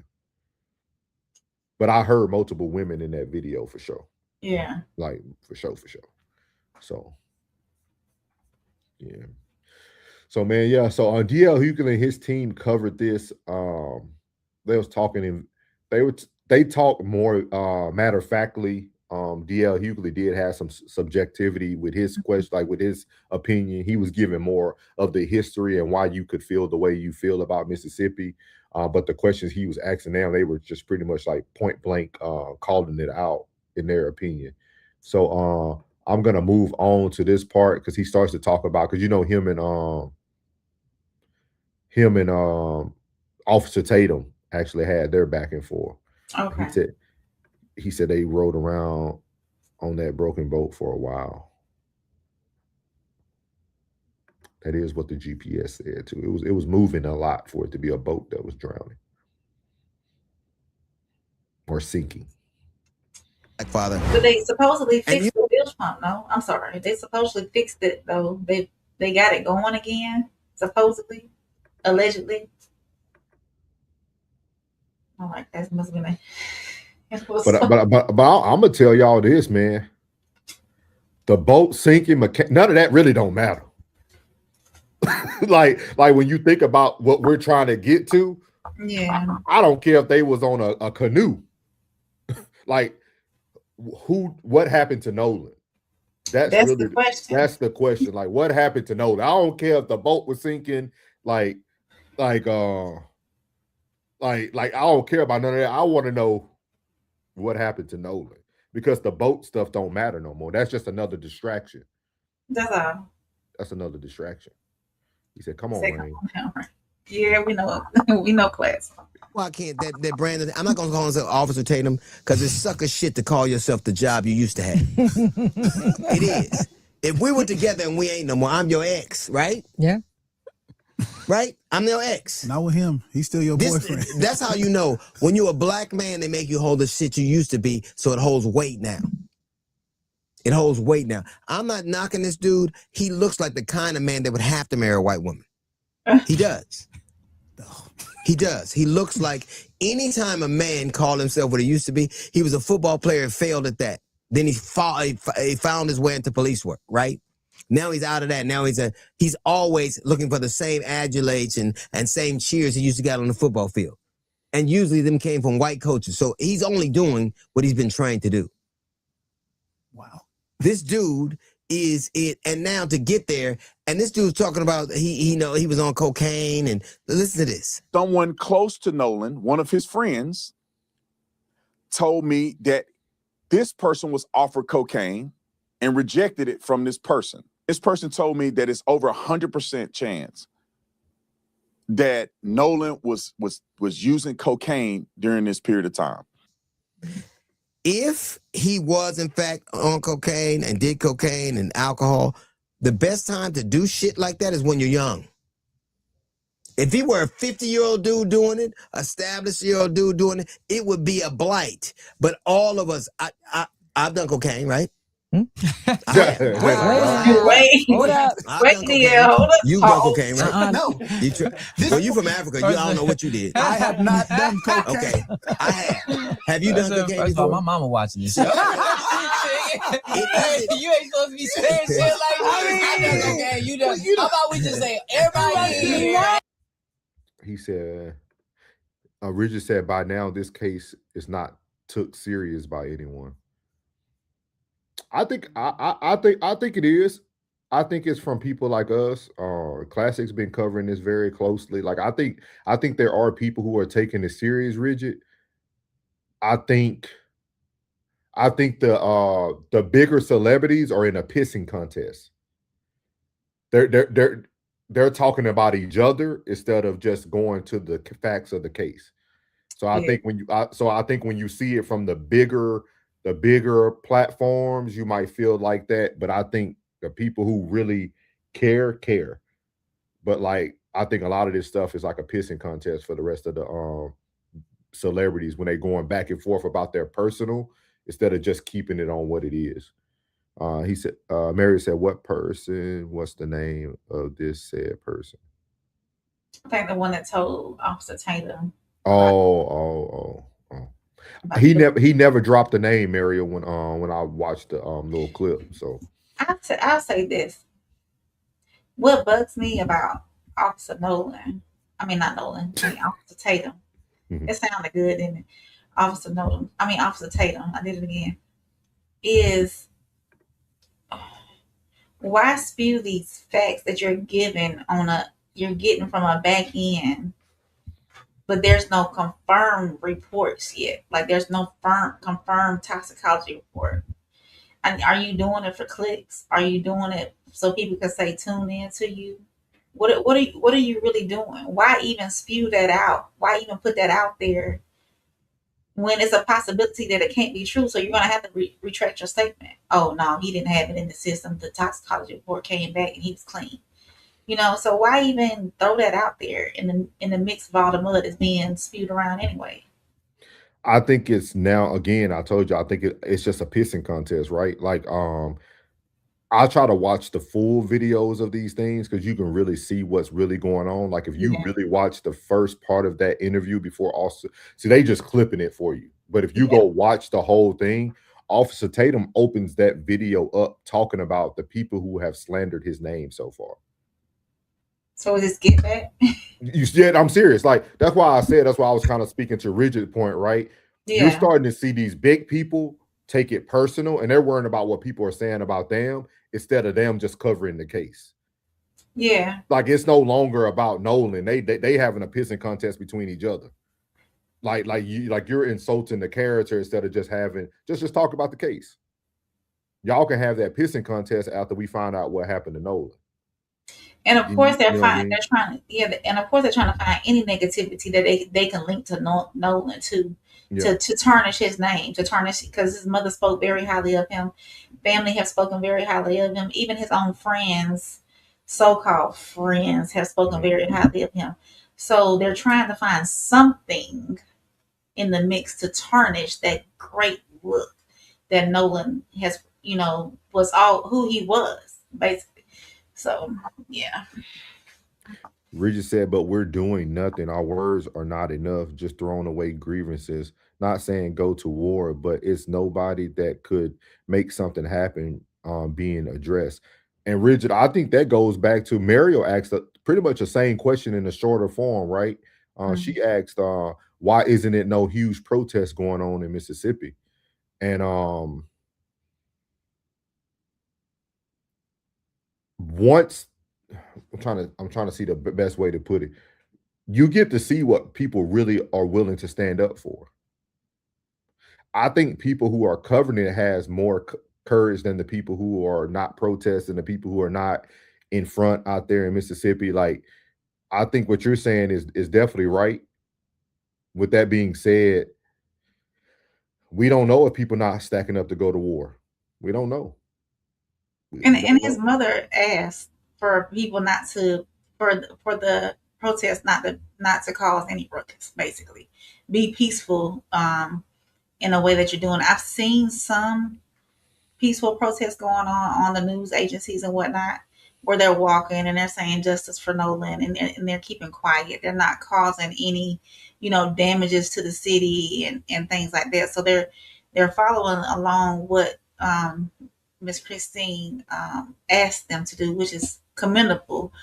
But if I it's agree. not, Mary, I was about to say that. Mary. That's really what it, and that's why I always tell people, like, when things hit the fan, you're gonna find out who really gonna do what. When the funk hits the fan, it's gonna smell like chitlins, collard greens, and pan. I'm telling you, I forget like, what I got that I from. agree. I agree with Miss Mary on that, man. I agree. Mhm. They live there. And it kind, that Mary, that probably answers my question that I had initially. I ain't gonna lie to you, initially about why people don't cover everything, right? Like why we didn't hear about those other stories that they are bringing up now that happened in Mississippi, and it's probably because of that reason. People are even afraid to speak about the things that have already happened there, and so then you leave it in the hands of a celebrity who really has no dog in the fight in that area. That's why I said, like, I think in the future, if people really want to bring light to the things that are going on in their community, if you cover your local news and really bring attention to your local news, I think that's kind of where the small, what they call it, grassroots. It's almost like grassroots YouTubing or content creation. Like, how do you start right in your backyard to bring awareness to what's going on around you? And then I think that's how you create future politicians and stuff too. That's how you create future leaders now. Because, like, once you start paying attention to what's going on in your backyard, you start to want to fight a little bit more. So things of that nature. So that's one of the biggest things. I'll put it in there. I'll let you read that comment right there. Richard said, I wouldn't do anything myself, but if I knew him personally, I would have motivation. None of his friends, not one, made a stand. And that, Richard, I agree with you on that, because it seems like, hey, somebody will be putting one of his friends, it could be Trace, it could be Warren. I have not, unless I've missed it, not one of his friends have said, hey, somebody knows what happened. They're not putting that PSA out there. Whoever you are, come forward. Let us know exactly what happened. I know we're getting that from other people, as Ben Crump, as the parents, as other law enforcement, as other content creators, news agencies and stuff like that. But nobody has went up for Nolan. Nobody, I haven't seen anybody personally say, hey, somebody knows something. Will somebody please speak up? It was not us. We did not do anything. This was the last thing. I mean, they've been firm in their stance or their stories about what they're saying, what happened, all these extra details that is not even relevant to his passing. But yet and still, you would think they would be more proactive in that stance, But like Ms. Mary said, they're scared because they have to live there. Yeah. Penny said the silence is so loud about Black culture has a lot of opportunities and it's on display now. Yeah. We're gonna cover a lot of that next week too, Penny. There's a lot of these types I'm gonna cover when exactly what you said. Richard said, I think they just being quiet cops too because who the parents are. I can see that. They got connection. Yeah. So we're gonna move on to the third town hall meeting. This one is gonna be having our guy Judge Mathis on display here. Judge Mathis gave his opinion about Nolan Wells' friend Warren speaking out, and he talks about it on his I think it was called something dialogue or something, if I'm not Art of mistaken. Dialogue. Art of Dialogue. So here we go.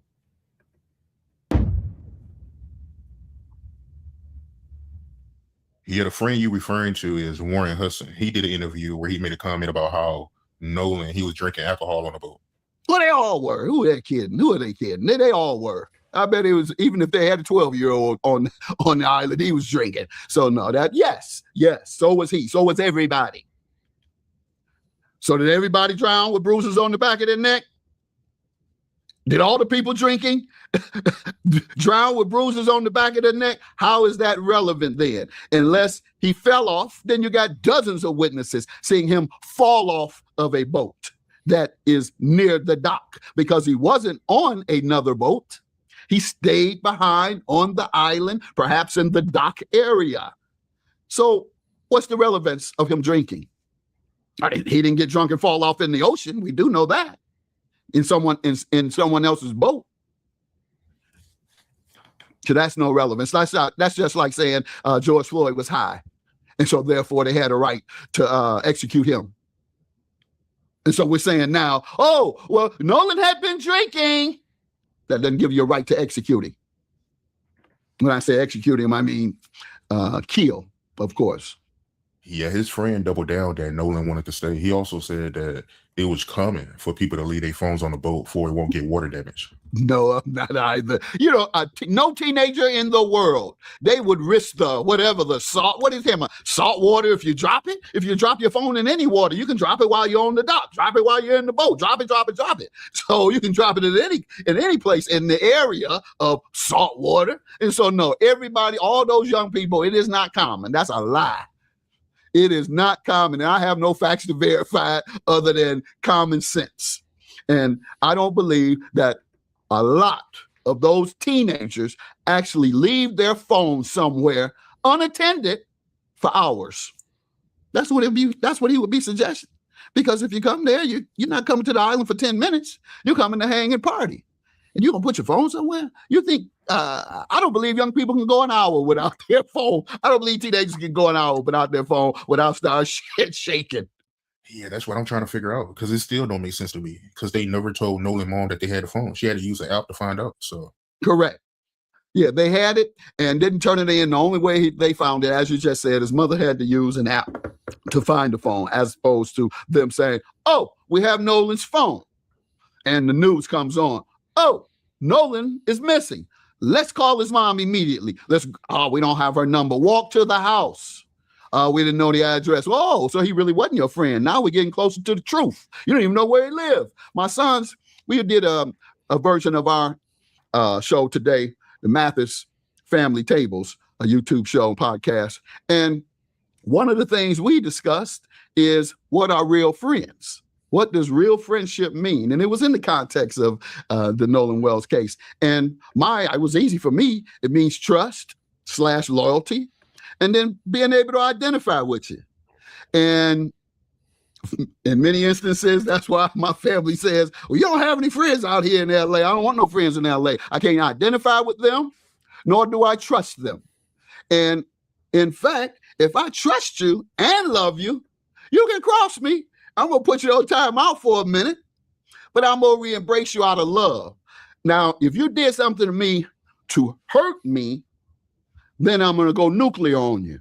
But if you did something to help yourself, but not hurt me, I might give you a pass if you're a loved one.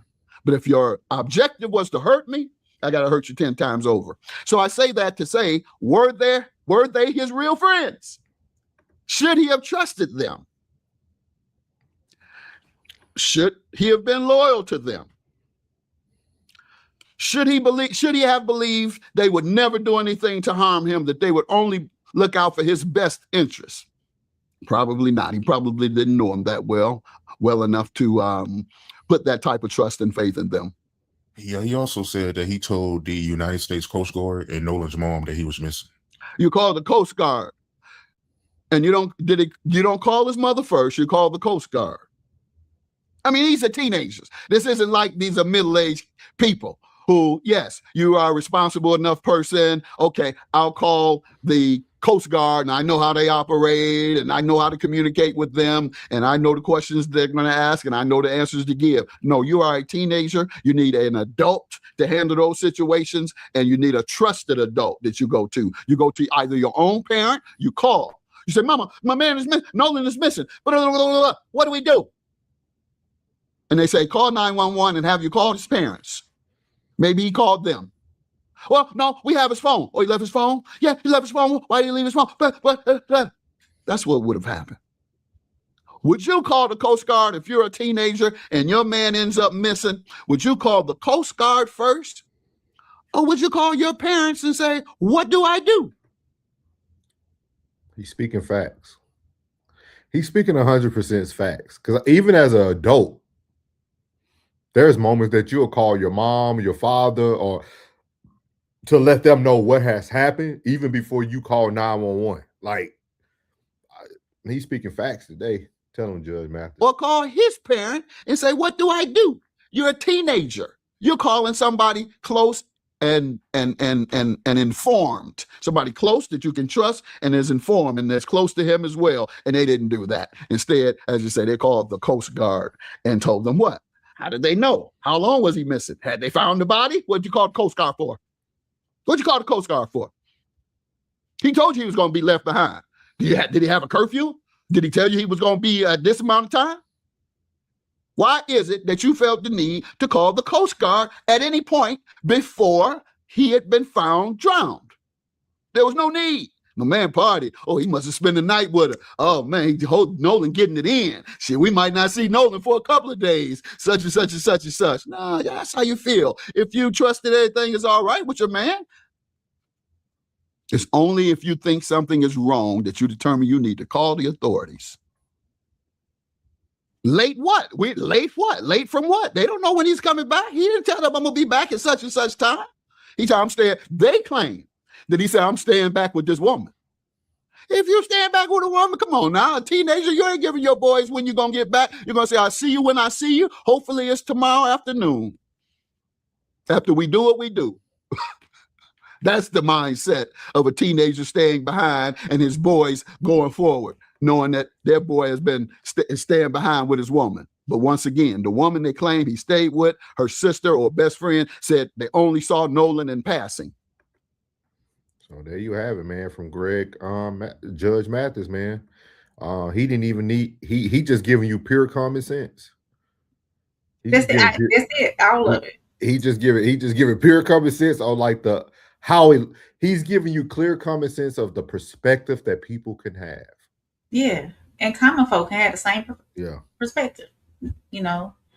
And everything he said is like, is what would you as a person outside of law enforcement, as an everyday citizen of this United States or whatever state you live in, that is like, to me, like a normal thought process. What he said was full of common sense. There's nothing, something is off, something is wrong. But like I said, what is it exactly? And that's what's missing, the exact thing that happened. You know, forget the boat, forget the call, forget all of that. What happened between those times that the last person that Nolan was seen by somebody, for sure, no, like, oh, it's 7:35, there go Nolan Wells. You know, that's the last time I seen Nolan was about 7:35.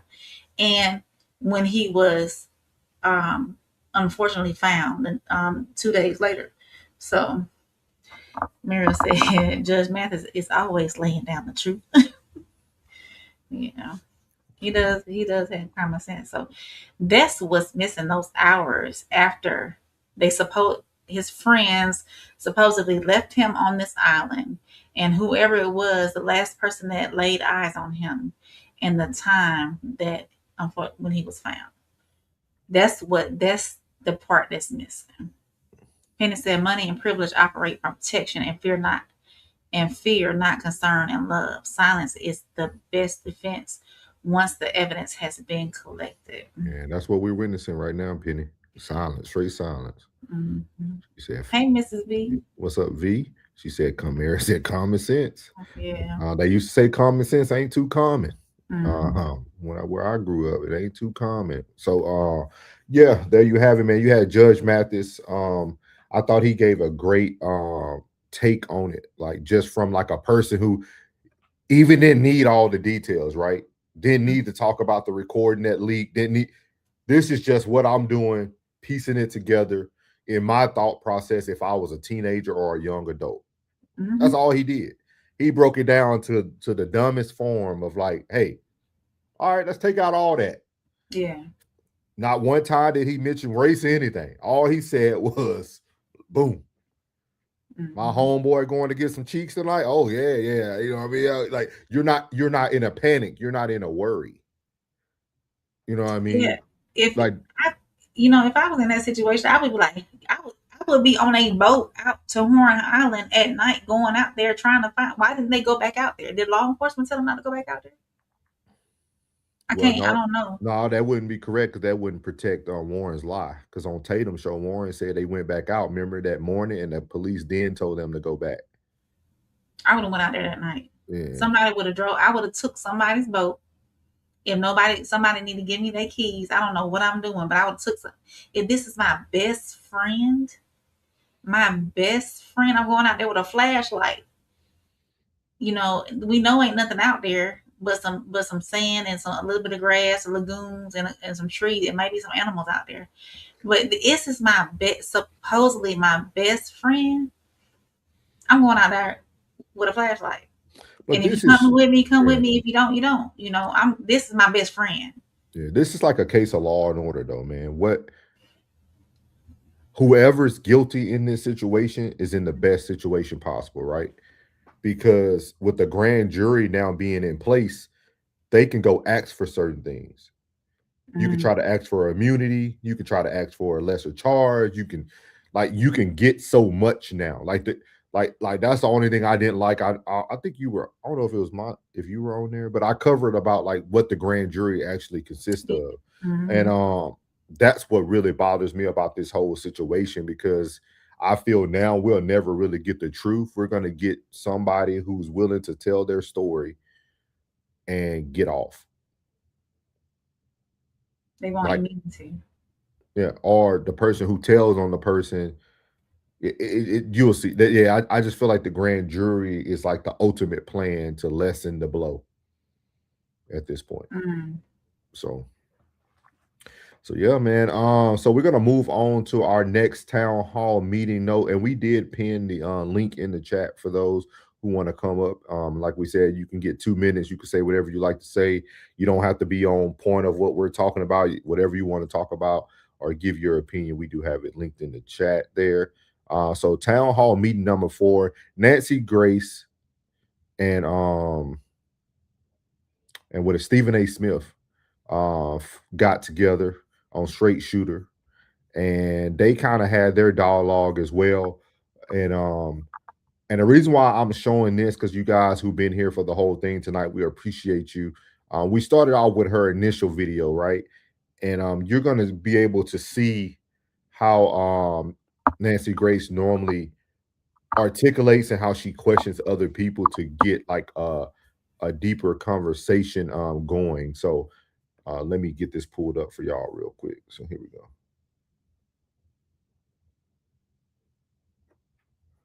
Because of my twins.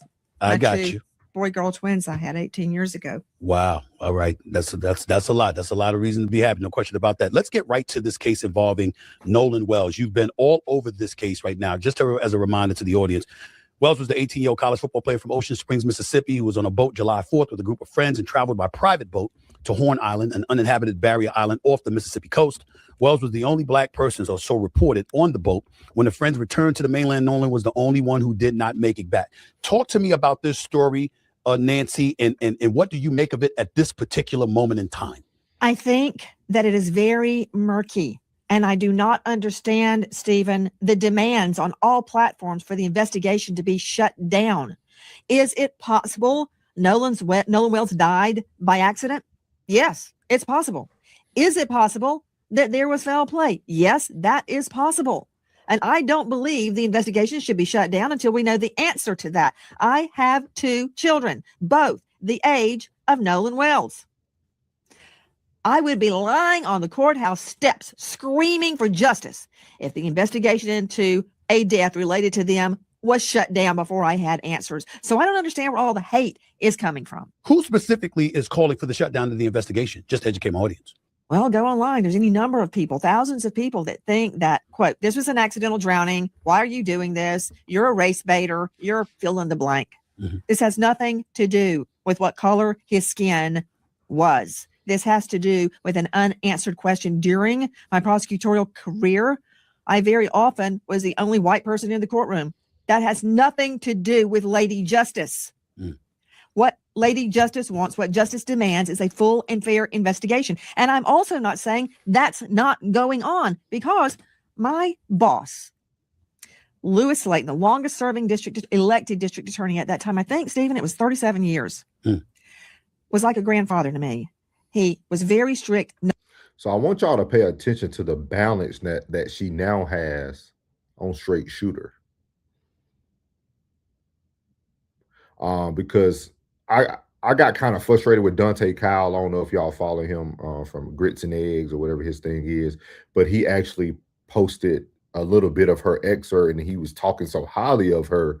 And I went in his chat and I asked the question, was like, she's saying the things that you would get upset if someone else was saying that. Like, people would judge if I felt that, hey, it could have been foul play. Hey, it could have not been foul play. Hey, like, people would be pissed off. You see what I mean? Like, but then we put her on a pedestal, and she's literally saying the same things. She's playing both sides of the fence. Even though she's known for her work, if you really pay attention to her, she still straddles both sides of the fence. And she does it very well, because she knows people clip her up. They don't watch her whole thing. They clip her up. But I watch full lengths of what she's saying, everything she's talking about. And she literally just sat here and said two things could be true multiple times so far. So no one to speak to the press. It could ruin the case. I always had the same answer when asked. I believe a Fulton County jury will render a verdict that speaks the truth. Because I did believe that. We are not owed an explanation for law enforcement as to what they are doing. However, there are a lot of questions, specifically, Stephen, regarding the autopsy. Wait. The initial Nancy, come on now. Nancy. that's why I'm here for y'all. I'm here for the people. See, I'm here for the people. I'm here for the people. Nancy. I'm here for the people. Nancy just said we are not owed an explanation not Nancy. of what the law enforcement is doing. Not Mr. Dante Kyle, Grits and Eggs, Mr. I'll go be the next Malcolm X. Not Nancy. Now, wait a minute. Got my chair all messed up. Y'all, excuse me real quick. No, that's crazy. Penny said, justice is blind, but sure can hear. When the narrative is the most believable, not factual, the longer we pollute the pond, the harder it is to see the bottom. Thank you, Penny. I'll put it back up. Thank you, Penny. Thank you, Penny. Thank you. Thank you. Thank you. Can you read that one more time for Penny? Let me read it slowly. I'm gonna send Penny a Christmas card this year. Go read that for Penny. Justice is blind, but can sure hear. When the narrative is the most believable, not factual. The longer we pollute the pond, the harder it is to see the bottom. I keep trying to tell everybody that. Penny, when you coming up on the panel? And that was the first form of pollution was race. Yeah. That's what divided everybody's thought process at first. People could say no, but that was the line that was drawn at first. Even with the history of Mississippi, he said, I'm Judge Hutchinson. like I'm telling y'all. But see, I wanted to bring this to people because a lot of people, I seen a bunch of people put her up on their platforms. I'm like, nah. Wait a minute, Nancy. No, see, I watch full interviews. I read the whole book. You ain't gonna tell me to go to a chapter. I'm gonna read every chapter before that chapter. I follow this stuff, but at the same time, I don't really hate her on her because she's giving both sides. But people pick the side of Nancy Grace that they want. Not everybody. I'm not saying everybody, but some people pick the side of Nancy Grace they want. Oh, Nancy Grace on the case, she's gonna get to the bottom of it. No, she's not. She just has a lot of antics. She's a female version of Stephen A. Smith. She puts on a great production, a great show. She knows all the right people. Everybody wants to come to the Nancy Grace show. Yeah. But when you start listening to her, I have watched all her interviews. Everybody, he said, "Nah, Nancy, nah." Yeah, she is the truth. She's her own truth. She's her own truth. We get clear. I'm telling you, he said it could be foul play turned accidental murder. So there is a situation where both are true. Okay. He said that. He said 100. He said, I'm judging her too. Yeah. Like, wait a minute, answer what you just. What's up, Ramon? Ramon said, "Dang, Penny, you write greeting cards or something? That was deep." No, welcome here, Ramon. But yeah, I just wanted to play both sides because I think a lot of people get real excited. But when you pay attention to her, she just plays the antagonist role. She's gonna ask you some questions. She might be a protagonist depending on how things work. But she's in it for the same thing. Nancy Grace came out of retirement, y'all. Like Nancy Grace just came out of retirement for this. She wasn't no fool. She chasing the same thing the majority of people chasing. The bad. That lady getting 1 million views on a 30-minute clip. Autopsy has remained under seal. We don't know what the answer was. The family, understandably, sent Nolan's body hundreds of miles away for a second opinion. When that doctor got the body, the lungs and the throat were missing. Mm-hmm. I understand why the lungs were missing, because this could have been a drowning case. But why the throat? What was there about Nolan's throat that piqued the interest of the original medical examiner? That leads me to speculate. Was there bruising? Was a hyoid bone fractured? Was it broken? Was it dislodged? See what she does? She goes back to that talking point that's going to get you back on her side. Oh, yeah. For those people who are looking at, that was a... No. I already heard you say that you feel it could be two different things. I already heard it. Is there possibly bruising on the strap muscles? Is it indicative of a blow? We know on the back of the head, that's your occipital bone on the back of your head, about where your hairline would start, that there is deep red discoloration under the subcutaneous tissue. What? Is it from a blow? Is it from diffusion of the blood post-mortem? I don't know. But none of it is good. So I need answers before any investigation is going to be shut down. What do you make of those who have said, I remember Officer Tatum, a conservative podcaster, very popular.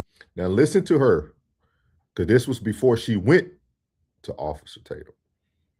Over 3 million subscribers. He's been on a warpath going down, talking to some of the people that were there with Nolan Wells, white individuals. He's saying that evidence is showing that when they departed, Nolan Wells was alive. And you know what? They may have had absolutely positively nothing to do with this. The evidence shows that. Is that your finding, that the evidence shows that the people being, with allegations being thrown in their direction, the suspicions that have been raised by these people that were in attendance with Nolan Wells, that they should be, they have been proven or found to not have been around even when he was still alive? Is your findings consistent with anything along that verbiage with what people are saying about these kids that were with him? No. I don't know the answer to that. They say Nolan chose to stay behind because he met a girl he wanted to talk to named Katie. That girl has spoken through her sister, we are told. And she says Nolan told her, I'm going back with my friends. So who am I supposed to believe? I don't know for a fact that what the boys are saying is true. I don't know for a fact that what the boys are saying is false. I do know they called SETOW, S-E-A, second word T-O-W, and said that their vessel was sinking. But yet they continued boating around in it for hours after. Is there an innocent explanation? Maybe. Maybe they thought it was sinking. They found the problem and they fixed it. Now, specters have been raised up. Rewind that back. Please, sir. I got you. I'm here for it. We are told. And she says Nolan told her, I'm going back with my friends. So who am I supposed to believe? I don't know for a fact that what the boys are saying is true. I don't know for a fact that what the boys are saying is false. I do know they called SETOW, S-E-A, second word T-O-W, and said that their vessel was sinking. But yet they continued boating around in it for hours after. Is there an innocent explanation? Maybe. Maybe they thought it was sinking. They found the problem and they fixed it. Now, specters have been raised about audio suggesting Nolan had been on the boat on their return. I don't know if that was doctored. I don't know if it's real. I do know this. He went to Horn Island with them. They came back alive. He's dead. I'm going to investigate. You're darn right I'm going to investigate. And my wish is that his friends are innocent and that this was an accident. But it will. She's trying to. They came back alive. He's dead. I'm going to investigate. You're darn right I'm going to investigate. And my wish is. My wish. That his friends are innocent and that this was an accident. But it will be a cold day in HELL that I endorse closing down an investigation because somebody said I had nothing to do with that. What am I supposed to go? Oh, okay, case closed, forget about it, and go tell the mom we're shutting down the investigation because so and so said he had nothing to do with it. Have you received any? Let's get to some of these, chat. So she wants it to be accidental, but then she wants somebody to pay for it. So I mean, what is it, Nancy? What is it, Nancy? At this point, I think we all know that's nice. Classic said race has something to do with the way this is or is not being investigated. Definitely. Yeah. I agree. That's why. Oh, go ahead. That's why I said that. That's why I said the first time when it first happened, when Classic first covered it the first day, I was in the chat. I said, find out who their parents are. Yeah. From the moment we found out who their parents were, everything was law and order. Everything was law and order. Hey, I-90. Yeah. Hey, you need to go over to my page and subscribe, I-90, and turn on the notification. You say you're not getting. We are talking about saving Nolan Wells. She is over here protecting. No, I got to. I need some more subscribers, y'all. Y'all go subscribe to my page too. While y'all here, hit the like button, hit the subscribe button. Penny said, reasonable doubt is gray, not black and white. Theories being planted is a lot of gray. Absolutely. Yeah. Yes, sir. He said he made it back yesterday. Thanks for asking. Yeah, glad you made it back, big dog. Safe travels, man. Richard said, I'm saving the statement you said. So genetics are important. Be ready. Yeah. I-90 said, man, I never get notifications. Y'all on weird. You probably got to go to your settings and click on the bell and click all. Oh, yeah. If your bell says personalized, that means you're going to have to select certain ones that you want to be notified for. Click the bell on YouTube and click all. It'll always notify you 30 minutes out and then when we live. Classic said there is a thin line between objectivity and straddling the fence. Some people believe objectivity is playing the fence regardless, and that's where the thin line is. Rudgen said, is this Diddy? No. Not today. Mary said, like I said, if Nolan was left behind, it could have been other kids that killed Nolan. So then his friends wouldn't have known what happened to Nolan. It is some truth there. It's some truth there. That's kind of what Nancy said, though, right? It could be anyone, right? Yeah. Too Tight said Nancy was on Tatum's tail. Not gonna lie. She wasn't initially, though. You see how she overstepped Tatum on the question Stephen A. did. She didn't even speak on Officer Tatum that whole show. Reggie said this is all Joe's fault. Okay, then. I-90 said accidents don't excuse accountability. All right. Yeah. That big facts right there. Penny said got that C-Toll AAA boat coverage. And she talk about that every time. I-90 said, what's the page name? I put it in the chat. She put it in the chat for you. It's on right here, big dog, on the Soft Rain. As I said, y'all notice I haven't covered Nancy Grace. We understand. Bridget said, random for whoever needs it. Look at all the things you have. That was once goals to have. That's gratitude. Absolutely. Big facts, big facts. We are blessed. We blessed, Richard, for sure. I'm gonna use that Bridget and Mhm. post it. Mary said, I'll make sure I put Bridget down at the bottom. Mary said, that's right. Yeah. Yeah. It's a lot here, man. It's a lot here. We are gonna do our final house thing. We're gonna actually try to review some of this live coverage from the what they were at the lawyer with Ben Crump when they covered it today with the parents. So we're gonna cover some of this with you guys today. So give me 1 second to get that pulled up real quick, and I'm gonna get that. So but again, if anybody wants to come up, we give you 2 minutes. You can speak on what you like to speak on. Super chats are open, but you can do all the free stuff too. Just like, subscribe.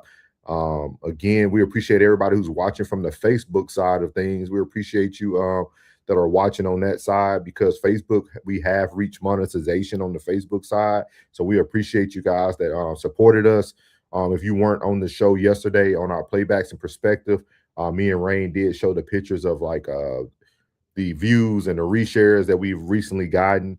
I think we had like 250,000 views. You muted, Rain.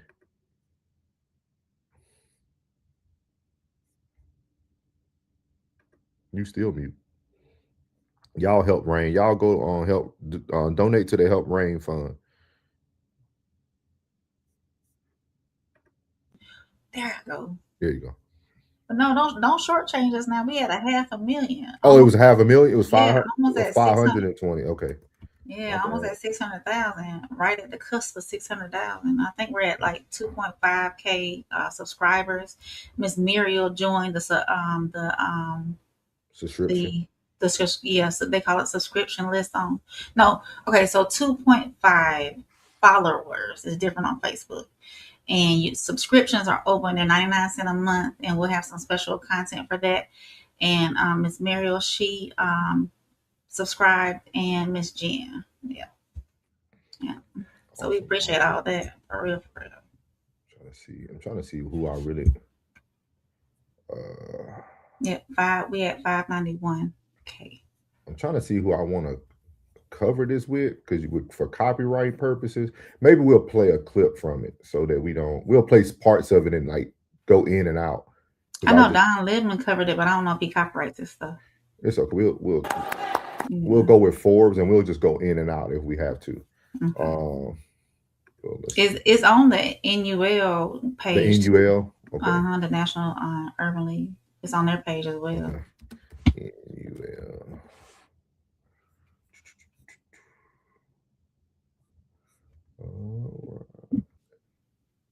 That ain't coming up, right? The National Urban League? I might be able to pop it up because I saved it. Let's see. I got you. You got it? Yep, got it right here. Okay. All right. So let's get this started for y'all. So this is going to be the last topic for the town hall tonight. Go ahead, Rain, if you want to go ahead and go through those comments real quick, and I'll get that pulled up. Okay. I-90 West said he just subscribed. Thank you. I appreciate you. If you're on Facebook, make sure y'all go over to our Facebook page as well and hit follow. Classic said, if he was left behind, it's very, very easy to prove that. Penny said, more likes and subscribers get Rain off mute. Classic said, it's remarkably easy to prove if he was left behind. As Muriel said, off topic, but thanks for the movie, Bridget. Yeah, I gotta watch that. Watch it. Yeah, we looked at the trailer, so we definitely covering it. Classic said, Trayston said it best.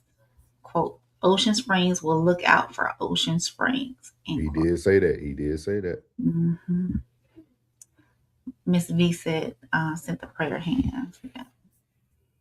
Definitely. Yeah. All right, y'all, we're going to get to our last town hall meeting topic tonight. This is the updates from Ben Crump and the family. So we're going to go over to the National Urban League, and we're going to let this play. We'll do some stopping just in case for copyright purposes.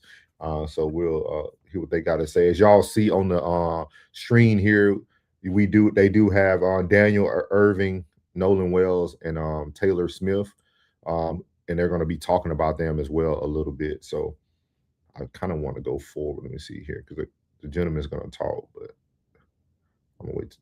All right, Ben Crump is right. I wish we could have heard the media's questions at the end, but they didn't have mics, so all we heard were their answers.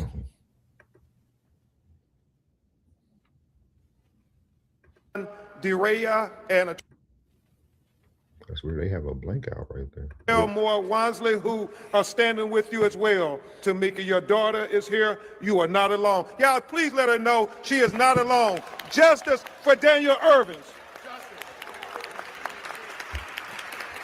Attorney Harry Daniels, we also have the family of Tyler Smith, Lexington, Kentucky. You're going to hear from all these families.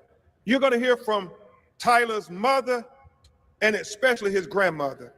You know, until the lawyers get there, till the community advocates get there, a lot of times these families are just by themselves, President Mariel. And thank God for this mother and this praying grandmother who refused to let them sweep the death of her grandbaby under the rug. And so I will say briefly about each of these tragedies. Obviously, many of you know about Nolan Wells, and you'll hear from his mother and father after brief remarks by Attorney Hertz and Attorney Park. But we all know July 4th, Nolan Wells goes with friends, celebrating 4th of July. All the friends come back. Nolan Wells tragically washes up on the shore 2 days later, dead. And so we know all the current events that have been happening.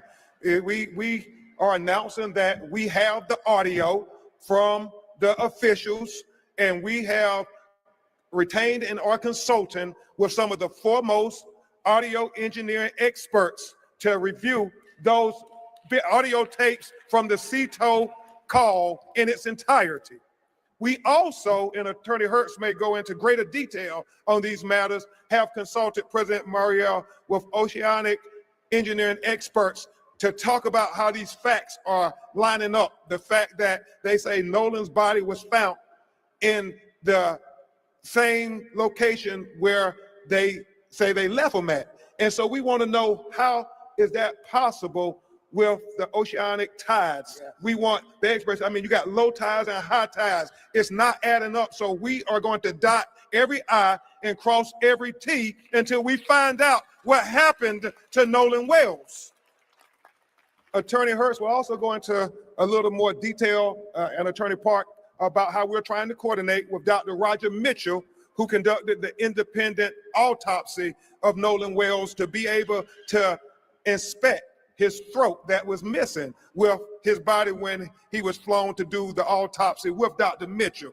Also, we are hopeful that they will discuss with Dr. Mitchell the photographs and observations made at the time when Nolan was first discovered, because Dr. Mitchell did not get an opportunity until July 10th to be able to examine his body. And at that time, we know the airways and the lungs had already been dissected and so forth. So we can't tell if there was the presence of water or not. That would suggest whether he drowned or not. And remember what Dr. Roger Mitchell said in his autopsy. President Mariel, he talked about the fact that to say he drowned does not draw the conclusions of what happened to Nolan Wells. He said it is equally important to know at what condition was Nolan Wells' body when he went into the water. Was he conscious or was he unconscious? Was he forced into the water or did he go unforced into the water? He said all of these things are very important. And so we're dotting I's and crossing T's. We are focused on getting to the truth, and we stand for the truth. Me and everybody on my legal team stand for the truth, no matter who it implicates or who it exonerates. Yes. We stand for justice, no matter who it convicts or who it acquits. And we stand for transparency, so everybody can see. And that's all we want. We want answers. We're not casting aspersions on anybody. We are saying that we want to make sure everybody who is remotely involved has the questions answered to make sure we have a full and fair and impartial and transparent investigation. And is that too much to ask for these broken-hearted parents? Is that too much to ask? That's all. You muted. Let me ask a question to y'all who are in the chat and really think about this. Are people going to be okay if the result comes out that he drowned?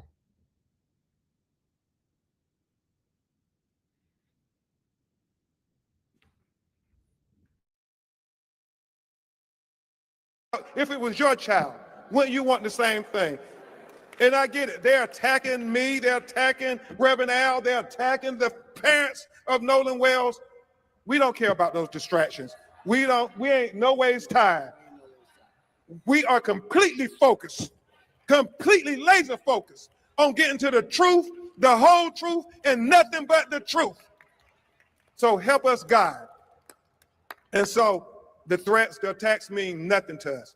We will not be deterred. Look into our eyes. We're going to get to the truth. I am so grateful to Mr. Byron Allen for donating $100,000 to the GoFundMe so we can help get the best experts in the world. I am thankful to Reverend Al Sharpton. I am thankful to Mr. Tyler Perry. I'm thankful to Mr. Terrell Owens. I am very thankful to everybody who did not think it robbery to say, what can we do to help people get to the truth and call in to the tip line so we can help not only Nolan Wells' family, but we can help Daniel Irvin's family, and we can help Tyler Smith's family as well. Everybody on social media, please continue to ask questions. Please continue to share photographs, share videos. It all helps us solve this potential of what happened to Nolan Wells. I mean, it's just so important. Somebody saw something. Somebody knows something. As Christine and Elmore have said, if you're really Nolan's friend, you know in your heart of hearts that if the roles were reversed, that Nolan would say something. He would call and tell what he saw. And so that's all they're asking. Mary said, hold on. He said his answer was no. They won't accept it. It's been too much time and delay. Mario said, I don't believe they will if they do not get the answers to what was on the throat and lungs. Okay. Welcome in, Big E. Make sure you hit that like button, subscribe. Appreciate you for joining us tonight. Whoever started to record the last part of this whole tape recording on their phone is the main heroes. Other words, just justice prevail in so many words, because this is very sad that was done. Shout out to you, man. Thank you. He said, let justice prevail. We got you. We got you, big dog. Welcome in. Welcome in. Richard said, whoever did it wouldn't say that. So, Got you. He said, Crump needs to stop pimping tragedy. Why parade if the lawyers ain't landed yet? Folks already have their minds made up, it seems. Yeah. That's why I just wanted to ask the question. As we continue to move forward. Because I think sometimes we have to, and this is just the mental health side of me coming out, right? Like sometimes we have to prepare ourselves for the acceptable losses sometimes. Like, how are we going to move forward if we don't get the answers that we feel we should have gotten? Like, how are we going to start moving forward? Just like those other parents that are up there, they didn't get the answers. You know, the Daniel Irvin, the friend, finally confessed about what happened with his situation, and it was a young white man. He's in jail right now. So, like, they got the answers later from a confession from the young white man that was out there. But there's a lot of questions you can pose. I'm gonna pull out a Nancy Grace thing, right? Because the question that Crump just said was that the parents said, if you call yourselves Nolan friends, you would say something. But everybody who has apparently called themselves a friend are identified as not friends. So who do we identify as his friends? I think that's the most important part. Like, who do we identify as his? I wish there was like a true list where the mom felt was like, hey, these are his friends, man. We just need y'all to come out. If y'all don't, even if y'all didn't see anything, if you could just come out and speak on the behalf of your friend, like, who is his friend? Mm. Because right now you're saying everybody who speaks on his behalf isn't his friend.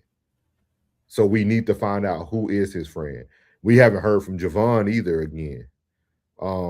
So like, and people said they don't felt like he was a friend. They felt like he just wanted to get paid for his TMZ interview, things of that nature. So just questions that I would pose if I was just thinking about like, okay, how do we get to know who his friends are so that we can know who needs to speak out? Because why are we wasting our times with the Warrens and all these other kids when there are other people who are truly Nolan's friends that are not speaking out? So, And to answer your I'm sorry. question, Go ahead. well, I know you posted to the chat, like, what if drowning is the final answer from all the investigation, from everything that was said. If, as long as it provides the parents closure at the end of the day, then but yet and still, I feel as though us outsiders are not going to be satisfied, because we're going to ask, how did he drown? What was the circumstances leading up to drowning? Did he fall off the boat and nobody could save him? Or, what really, or did somebody push him off the boat, thinking that he could swim and he really couldn't swim, but I think they said that he could swim. So it's still all the unanswered questions is what's really hurting. I think the parents, so. Yeah. And Miles, which side of the legal counsel are you speaking of? He said the problem is that the legal counsel is in control. Regis said, who started the race narrative? Like, who made this a thing? Where he's at, it's not enough black people. And who drowns a popular guy with hundreds of witnesses and attempts could fail. Nolan could hurt you. I think the race narrative got started. The general public started the race narrative because of the initial seeing one black kid surrounded by white. So I think that the outside influences started that race narrative. That's my answer. I agree with you. Now I say, in a perfect world, they would speak up. Absolutely, they would have already. This would have already been solved 27 days ago. And he said the defense. Yeah. Nolan, what he would have done for you. Do for Nolan what he would have done for you. Do for Nolan what he would have done for you. Congresswoman Beatty, we thank you. And the answers of what happened to Nolan Wells, what happened to Daniel Irvins, and what happened to Tyler Smith. 3 18-year-old black boys in a 3-month period around 4th of July, 2026, who all were unalived in very similar ways as Nolan Wells. And I'm very thankful to his parents for using the attention that they were given and blessed with to also give attention to these other 18-year-old black boys. Thank you, Christine. Thank you so much, Elmore. At this time, before we get to your questions, you're going to hear briefly from Attorney Eric Hertz and then Attorney Lisa Park with some updates, and then you'll hear from Nolan Wells' parents. Attorney Eric Hertz, a great civil rights lawyer. Thank you for showing up. I have some brief updates on the Nolan Wells case. We have been working with the district attorney. We've gotten a letter back yesterday, and she's willing to listen to some of the evidence we have, although we're having to still discuss her giving us back evidence, and that's something that we will see. The phones, not just our client's phones, but the other phones that are involved in this situation, we are trying to coordinate and have come to a tentative agreement with the district attorney to go ahead and have them investigated together jointly with our experts as well as their experts. And I believe, if I'm not speaking out of turn, the FBI is going to also be present there. And that's going to show a lot of stuff that we haven't seen. Can you look him up and see where he's originally from? What did he say his name was?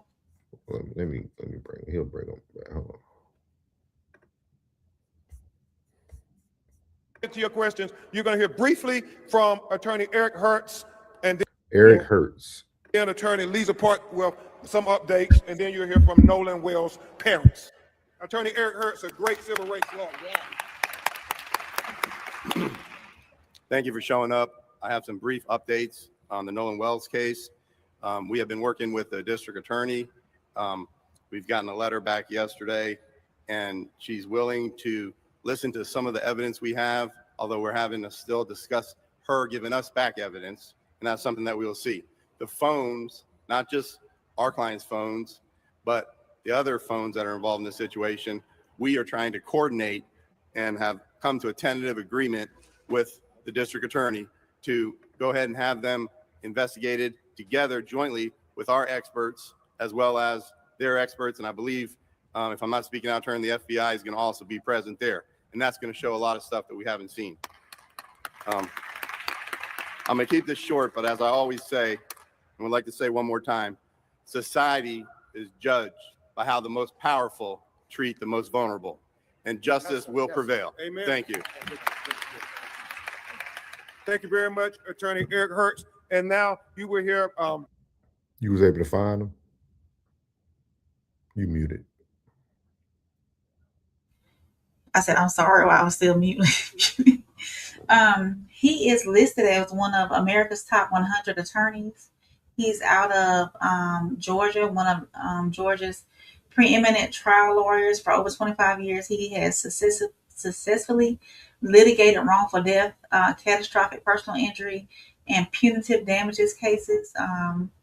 He has obtained record verdicts throughout the state of Georgia. He's double board certified by the National Board of Trial Advocacy and the American Board of Trial Advocates. He's chaired and spoke at numerous Institute of Continuing Legal Education seminars on various areas of tort and damages of law. And he's appeared on Court TV as a guest speaker and spoken at numerous other occasions regarding the law. He's an author of several authoritative practice manuals and called Punitive Damages in Georgia, Georgia Law of Tort Forms, and Georgia Law of Damages. So he's one of America's top 100. So why he not speaking more? You know, Ben is the face. He the face. Okay. But Eric's doing the work. So Ben is the spokesperson. Okay. Briefly from Attorney Lisa Park, who heads up our Atlanta, Georgia office and has been leading on this effort for Nolan Wells. So today, I just want to recognize all of these families for coming here today, traveling here to Nashville, even family that's here in the audience. If you think for just a moment, for these tragedies, they really just happened. They really just happened. And if you've ever had a loved one that you've lost, it's hard. And you feel like going into a quiet place by yourself, mourning, grieving, doing all of our own religious rituals, right?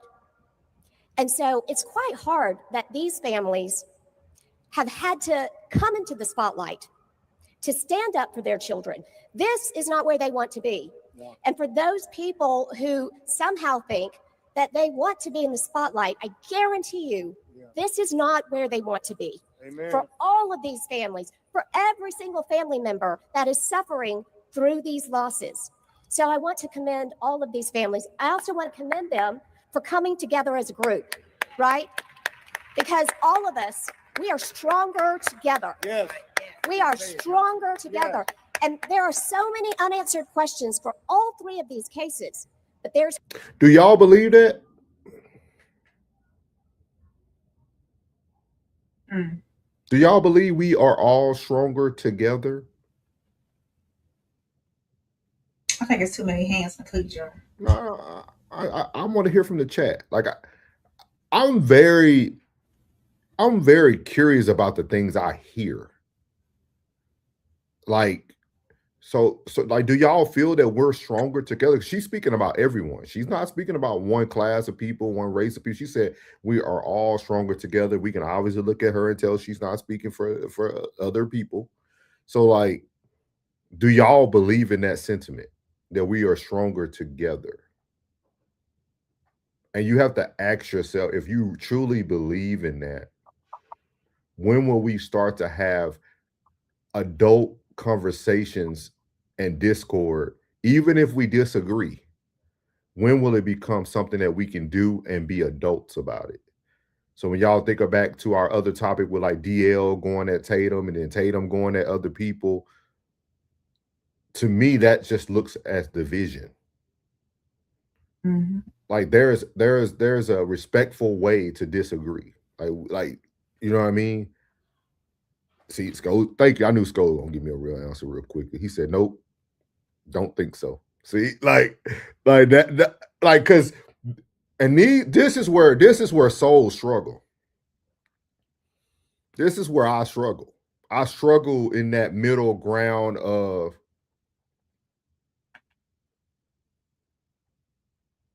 we stand for something that don't look like us. Then we have so much distrust based on if it's a certain state or a certain history, but they all the same. And that's where I get like, okay, where's the inclusivity? Where's the you know what I mean? Like, why is this white man the top 100 of in this type of category? Like, it's just questions I have, and I'm not judging anything. I really be looking for like answers in these scenarios. Like, it's just a very unique thing. Like, I don't know. I do. Before you move forward, because I didn't know if you wanted to go back to what he said about the updates in the case of Nolan Wells. Mm-hmm. So the DA is willing to listen to their evidence, but she don't want to give up evidence the state has. Yeah. So, I mean, so what are you doing so that their investigators can do their work? Yeah. So I mean, it's why? Well, I didn't fight for her anyway, because all she did was pacify the media. She tried to pacify the people. She put a pacifier in their mouth, for the time being. The DA. Oh, okay. Gotcha. She wanted to come on and say something. That's it. She wanted her face to be seen, like, okay, yeah, we working on this. Let us do our job, type deal.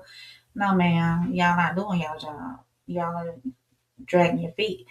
And this right here is proof. I don't think that attorney would have came on there and said, hey, she's not giving up evidence. She's not trying to push forward and let us work together to solve this so we can be done with it. Every day is another day passed without answers. So maybe I have something that might link up with your piece of the puzzle, and our pieces of the puzzle can be together to solve it. But you're not working with me, and I'm trying to work with you. So what are we doing? Why is there such turtle movement in this, slow movement in this? Why is it not? Why are we not trying to get to the end? And it seems like the Mississippi is just like they got their brakes on. They pedaling instead of pushing the gas. Yeah, I agree. Penny said, I feel like there should be more activists in the mix if it's really got teeth or a racial motive. Penny said, why is she willing to listen to only some of the evidence? Yeah. Big Skull said, when they get to the trial, I'm sure he is going to do majority of the talking. Yeah. Penny said, I think it's a talking point, but I think we are stronger together when we are rowing in the same direction, but it's not profitable to be on the same page. Richard said, I think we are stronger if we discipline our own and deal with our own problems. I agree with that. Muriel said, we are stronger together, but no one is standing together.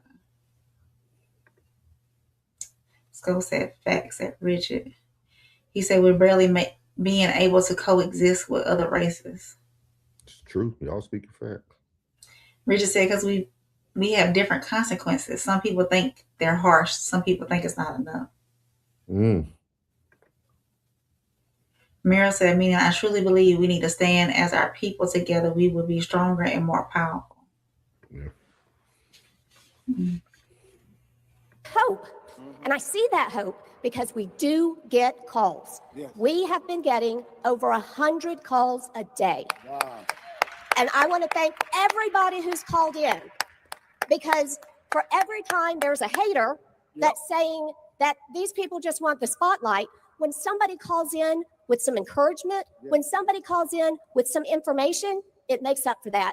Amen. Because we know that we're stronger together. These questions, these cases can be solved, and we can do it together. So I want to thank everybody for calling, right? But I also, last thing, I want to encourage those who have not called yet, and you know that you have some information. One, I know that it's scary. I know that you may be scared. But if there's a time in your life to do the right thing, this is it. And you just have to be brave. And go ahead and please call us. These people, we need you. We need you. Thank you. Thank you so much. Thank you, Attorney Park. And as Nolan's mother and father get ready to come, I cannot express to you how encouraged we are that we're going to get to the truth. I mean, so many things are coming to light, and we're going to get to the truth. We are not trying to cast aspersions on anybody. We want the truth. We want the truth. That's what we want. And like we said, if that implicates you or exonerates you, then you got to talk to your Lord. You got to talk to your God. But we want the truth and nothing but the truth. And if it was your child, you would want the same thing.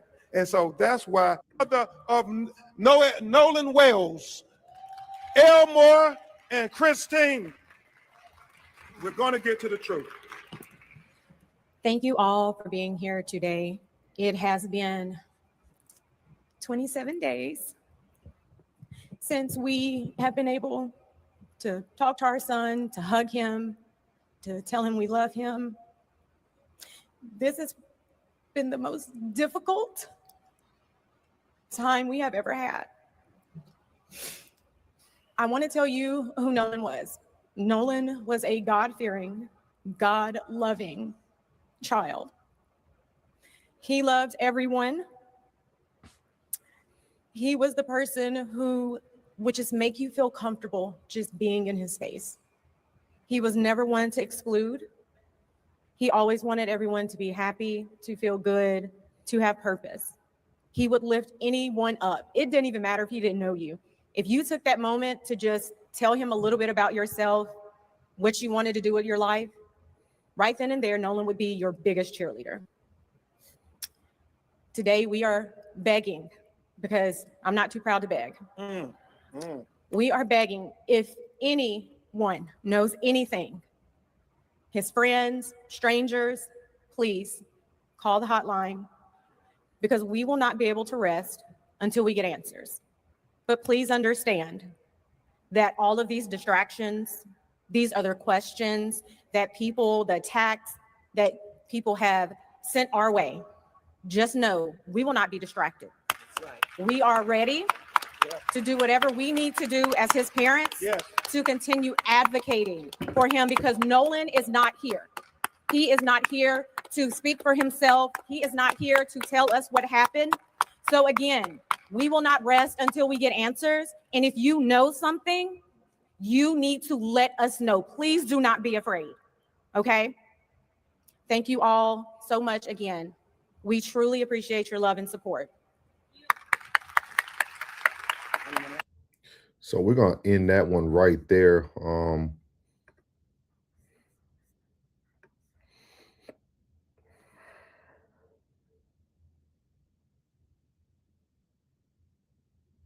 It will turn. Yeah, because I think the day that we'll start getting answers are going to be the day we stop allowing the women to be the poster child and the fathers to step the F up. I'm going to say that one more time. We will start getting change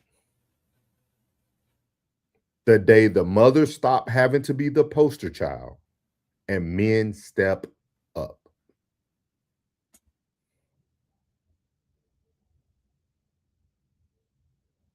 Men need to be as, I wouldn't even need Ben Crump to speak on my behalf. I got it, big dog. Like, the men have to be, we can't be moving. We're not moving on emotions anymore. We need to stop having these women up here having to fight these battles that we as men should be standing up for. That man hasn't said a word. If he did, please send the interview our way so that we can see it. He actually spoke after her on this one. He finna speak? Yeah. How long is it gonna be? He right behind her. Okay. Hey, y'all, I'm all ears. Give me 1 second. Rain let me fail. She failed me. No. You gonna put it up? I'm faced with a new challenge every morning, waking up, trying to process this. It's the biggest challenge I've ever had. I pretty much was raised up like a lot of you. I didn't have a lot, but I always said I wanted to give my children more than what I had. And I think me and my wife did that. We raised Nolan to love everyone, be kind to everyone, because it was just the right thing to do. As I got a lot of stuff going, but what I really want to say is, and like my wife said, if you know something, and you are really, if Nolan was really your best friend, or for the people who said that he was their friend, please come forward and tell us what you know. All we want to know is the truth. We're not blaming anyone. We just want to know the truth. Any parent want that. And also, the disrespect that's been coming toward my wife and my family, for any parent, no matter what race you are, they need time to grieve. A parent can't grieve when you have people attacking them, attacking their jobs, attacking their character, just attacking them, period. Like, where's the empathy at? We as Americans, this is a diverse country. Yep. Not no one race made this country. We all made this race, made this country. So we all need to come together. And like I said, if you know something, please come forward and just call our attorneys, give them information, and they'll take it from there. Just help us out, and not just us, but all these families. All these families need answers.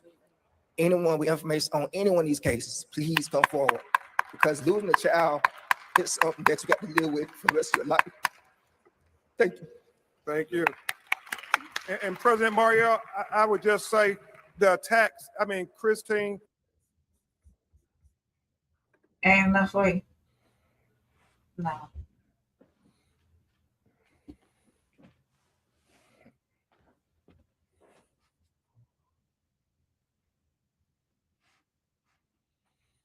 Nah.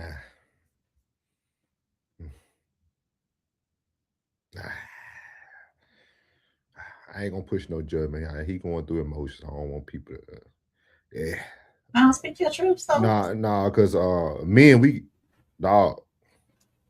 That's why I talk about emotions all the time when it come to men.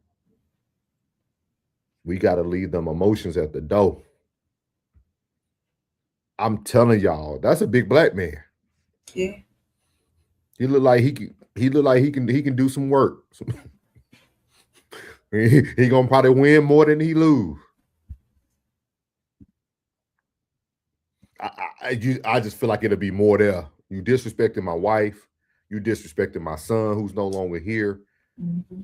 That fuel, Dog, we get amped up about crazy stuff in America, and we can't. Yeah. We need more men. We got to have more men speaking up, man. I see what Penny said about the mom being the front of for sympathy, but we supposed to be at war at this point. We supposed to be wanting answers. It's just, I can understand having the mom up there for sympathy and whatnot, but I will say this: those three cases that stand there right there, those three young men, the parents of the mothers of those three young men, are the only ones speaking forward. The other two young men that are up there, I don't know their family dynamic, or it could be a single parent household. I don't know what may have happened to their father, but those other two young men that the mothers are going to speak on, I don't see any male figures, family there speaking on their child's behalf, nor uncle, nor grandfather, nor brother. I don't see that, So it's Dog, I used to go ham when I used to get a call from my daughter's school. oh yeah. So I can just imagine. I was amped up about a school call. Oh yeah.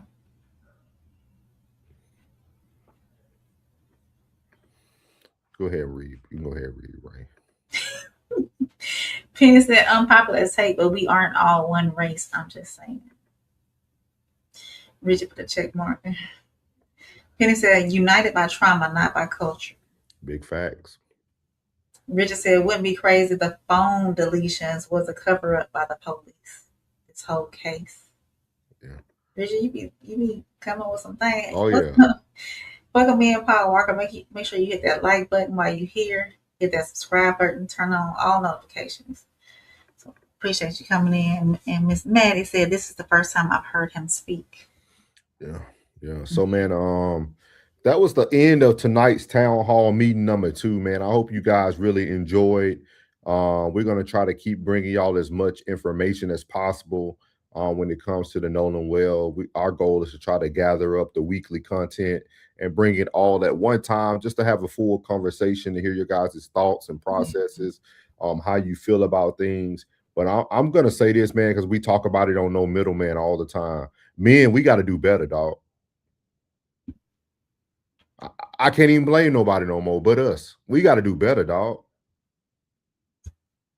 Men got to do better, dog. We got women fighting racial battles, political battles, home front battles, child battles. Like this is crazy. Now we got a woman in Memphis that we covered, had to, take the life of somebody because she had a 20-year-old under her 13-year-old daughter bed. We got women out here taking these battles on, dog. Man, if you don't toughen up, dog, and stand on that podium, man, and tell people, man, I need answers for my son, dog. I need answers for my son. That's all you got to say. That's all you got to say.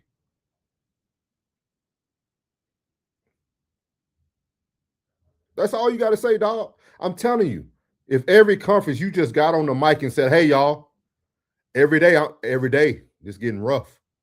I need answers for my son. If y'all can't get those for me, I'm going to find a method and a way to get these answers for my son. I need answers for my son. I'm telling you, man. Man, we got to do better, dog. We talked about this. We did a whole series about the youth needs us. Not saying you got to be daddy to everybody, but man, golly, if you're going to be present in a woman's life, the least you can do is take the pedestal. Women talk about they want provision and protection. I don't know how you can feel protected when a nigga can't talk.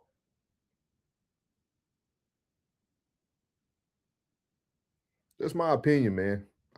That silence hurts my soul, dog. That hurt my heart. That hurt my heart. That hurts my heart. Sko said, yeah, he needs to be saying more silence, and it's not the yeah. I'm telling you, man. I'm gonna tell you this, man. If I gotta bury my child before me, dog, I got nothing to lose. I got nothing to lose. If I got to bury my child before me, I have nothing to lose.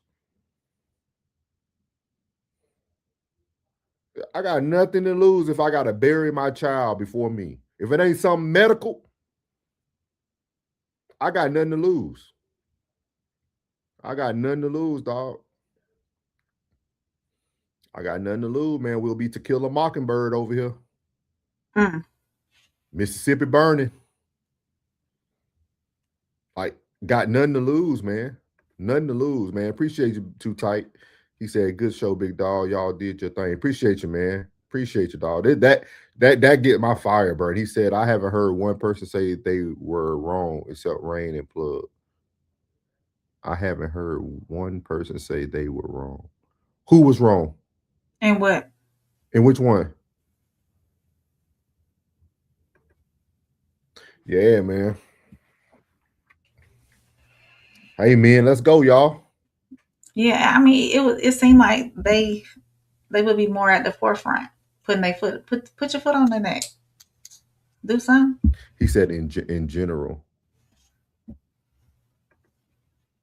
No, Solson said when he was wrong.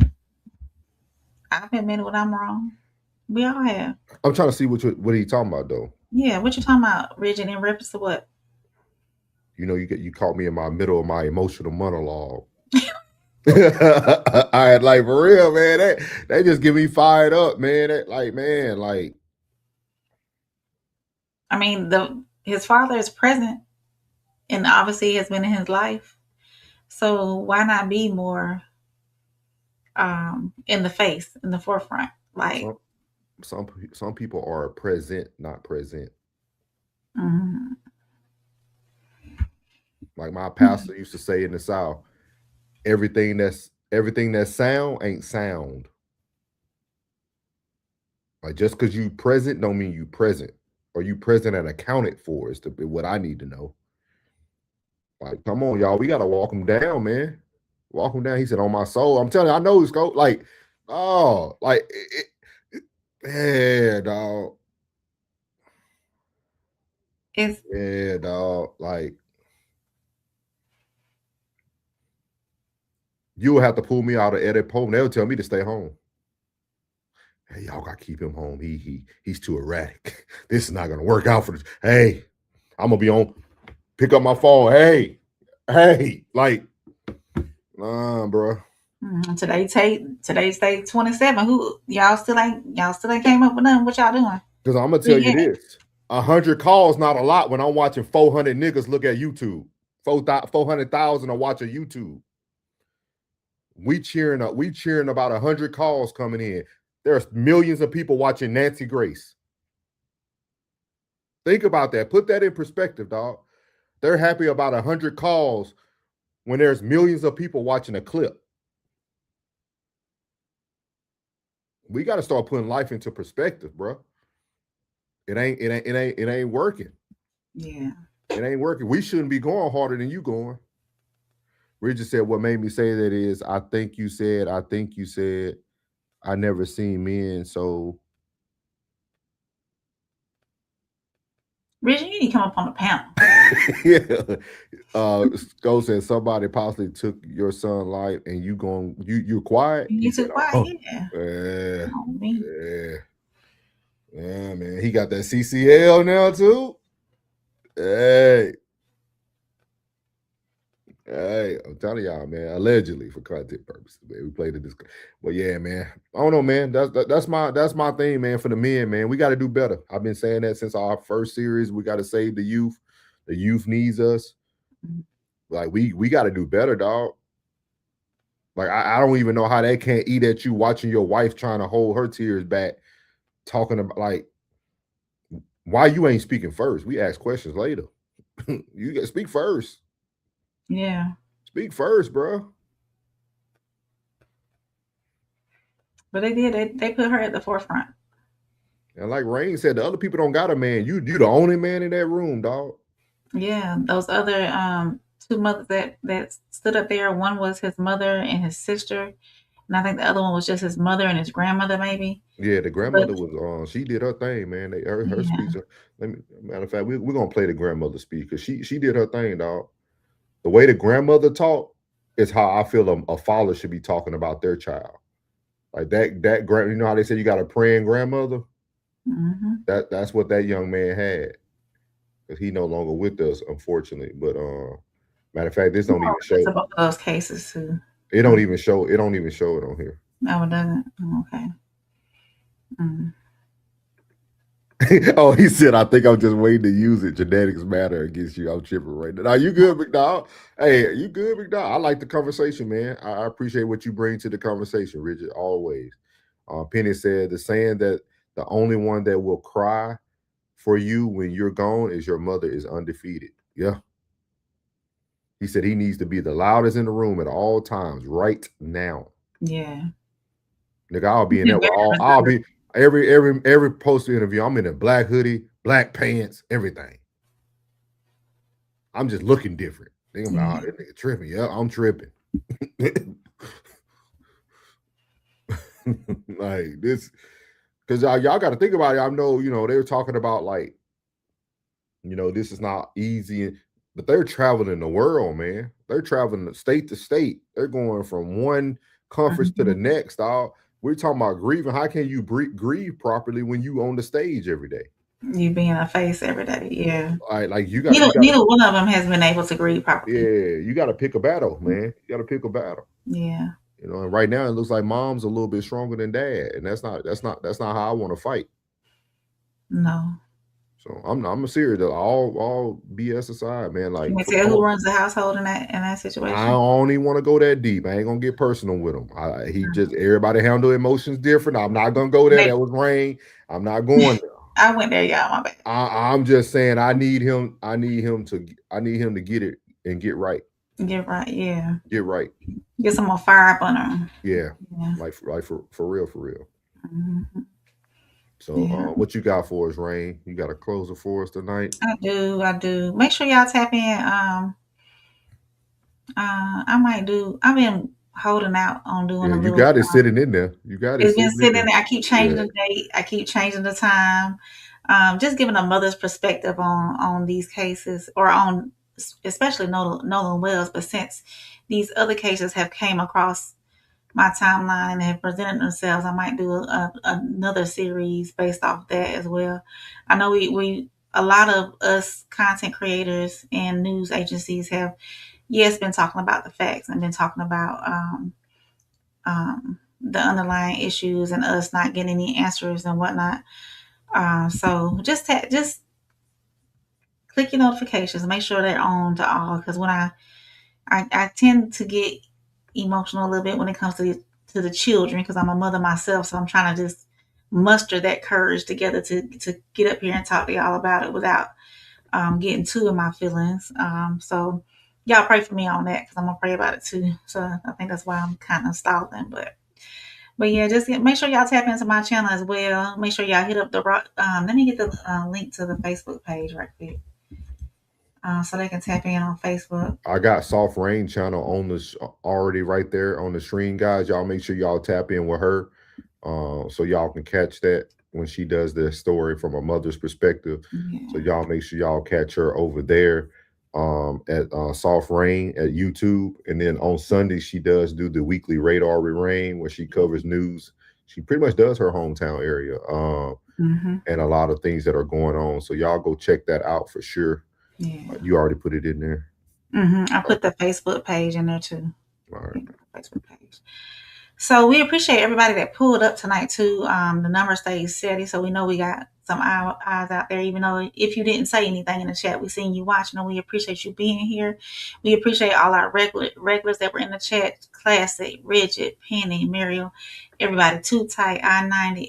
Y'all know who y'all are. If I leave somebody out, I'm sorry.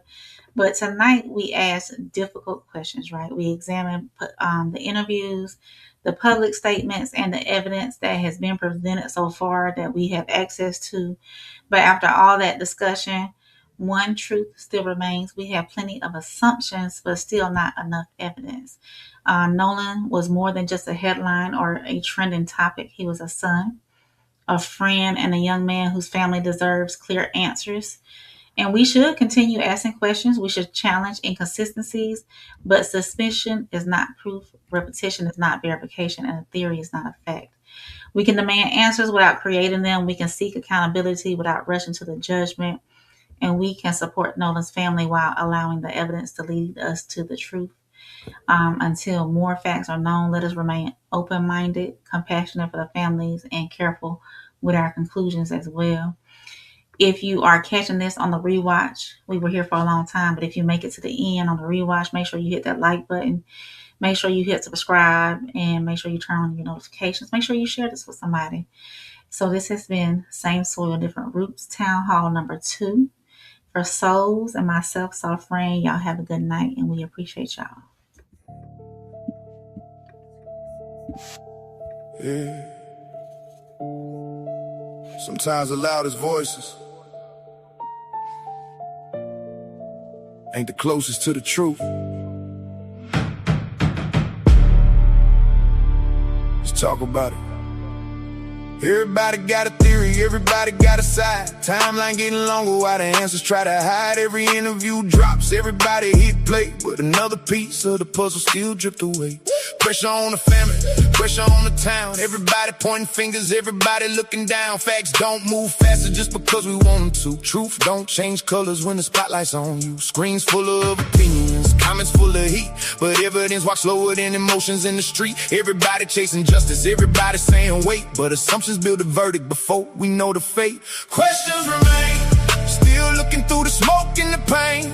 Everybody talking like they know the whole thing, but the truth don't answer every time the phone rings.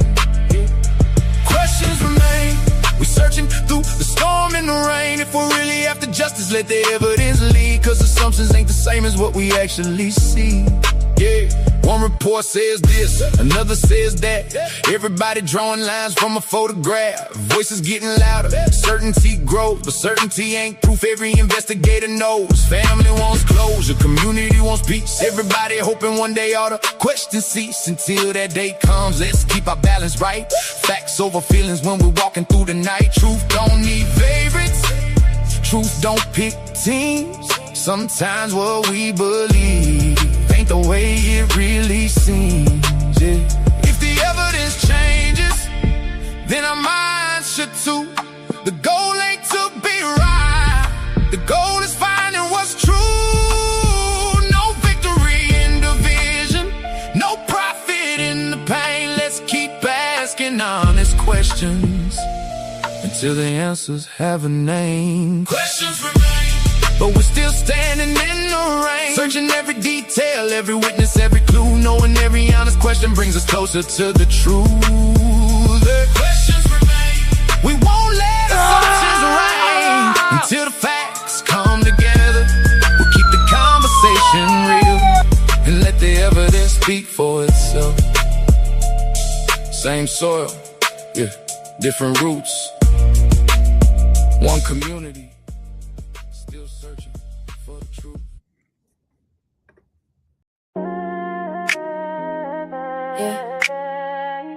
Deep-rooted conversations, real talk, real roots, real us, souls. Soft rain, no middleman between the truth. I can see it in your eyes, you got it. Pain got your heart moving cautious. Different worlds but the same kind of scars here. Different roads but somehow we still crossed it. Mad cause the world never listened right. Mad cause your truth always turned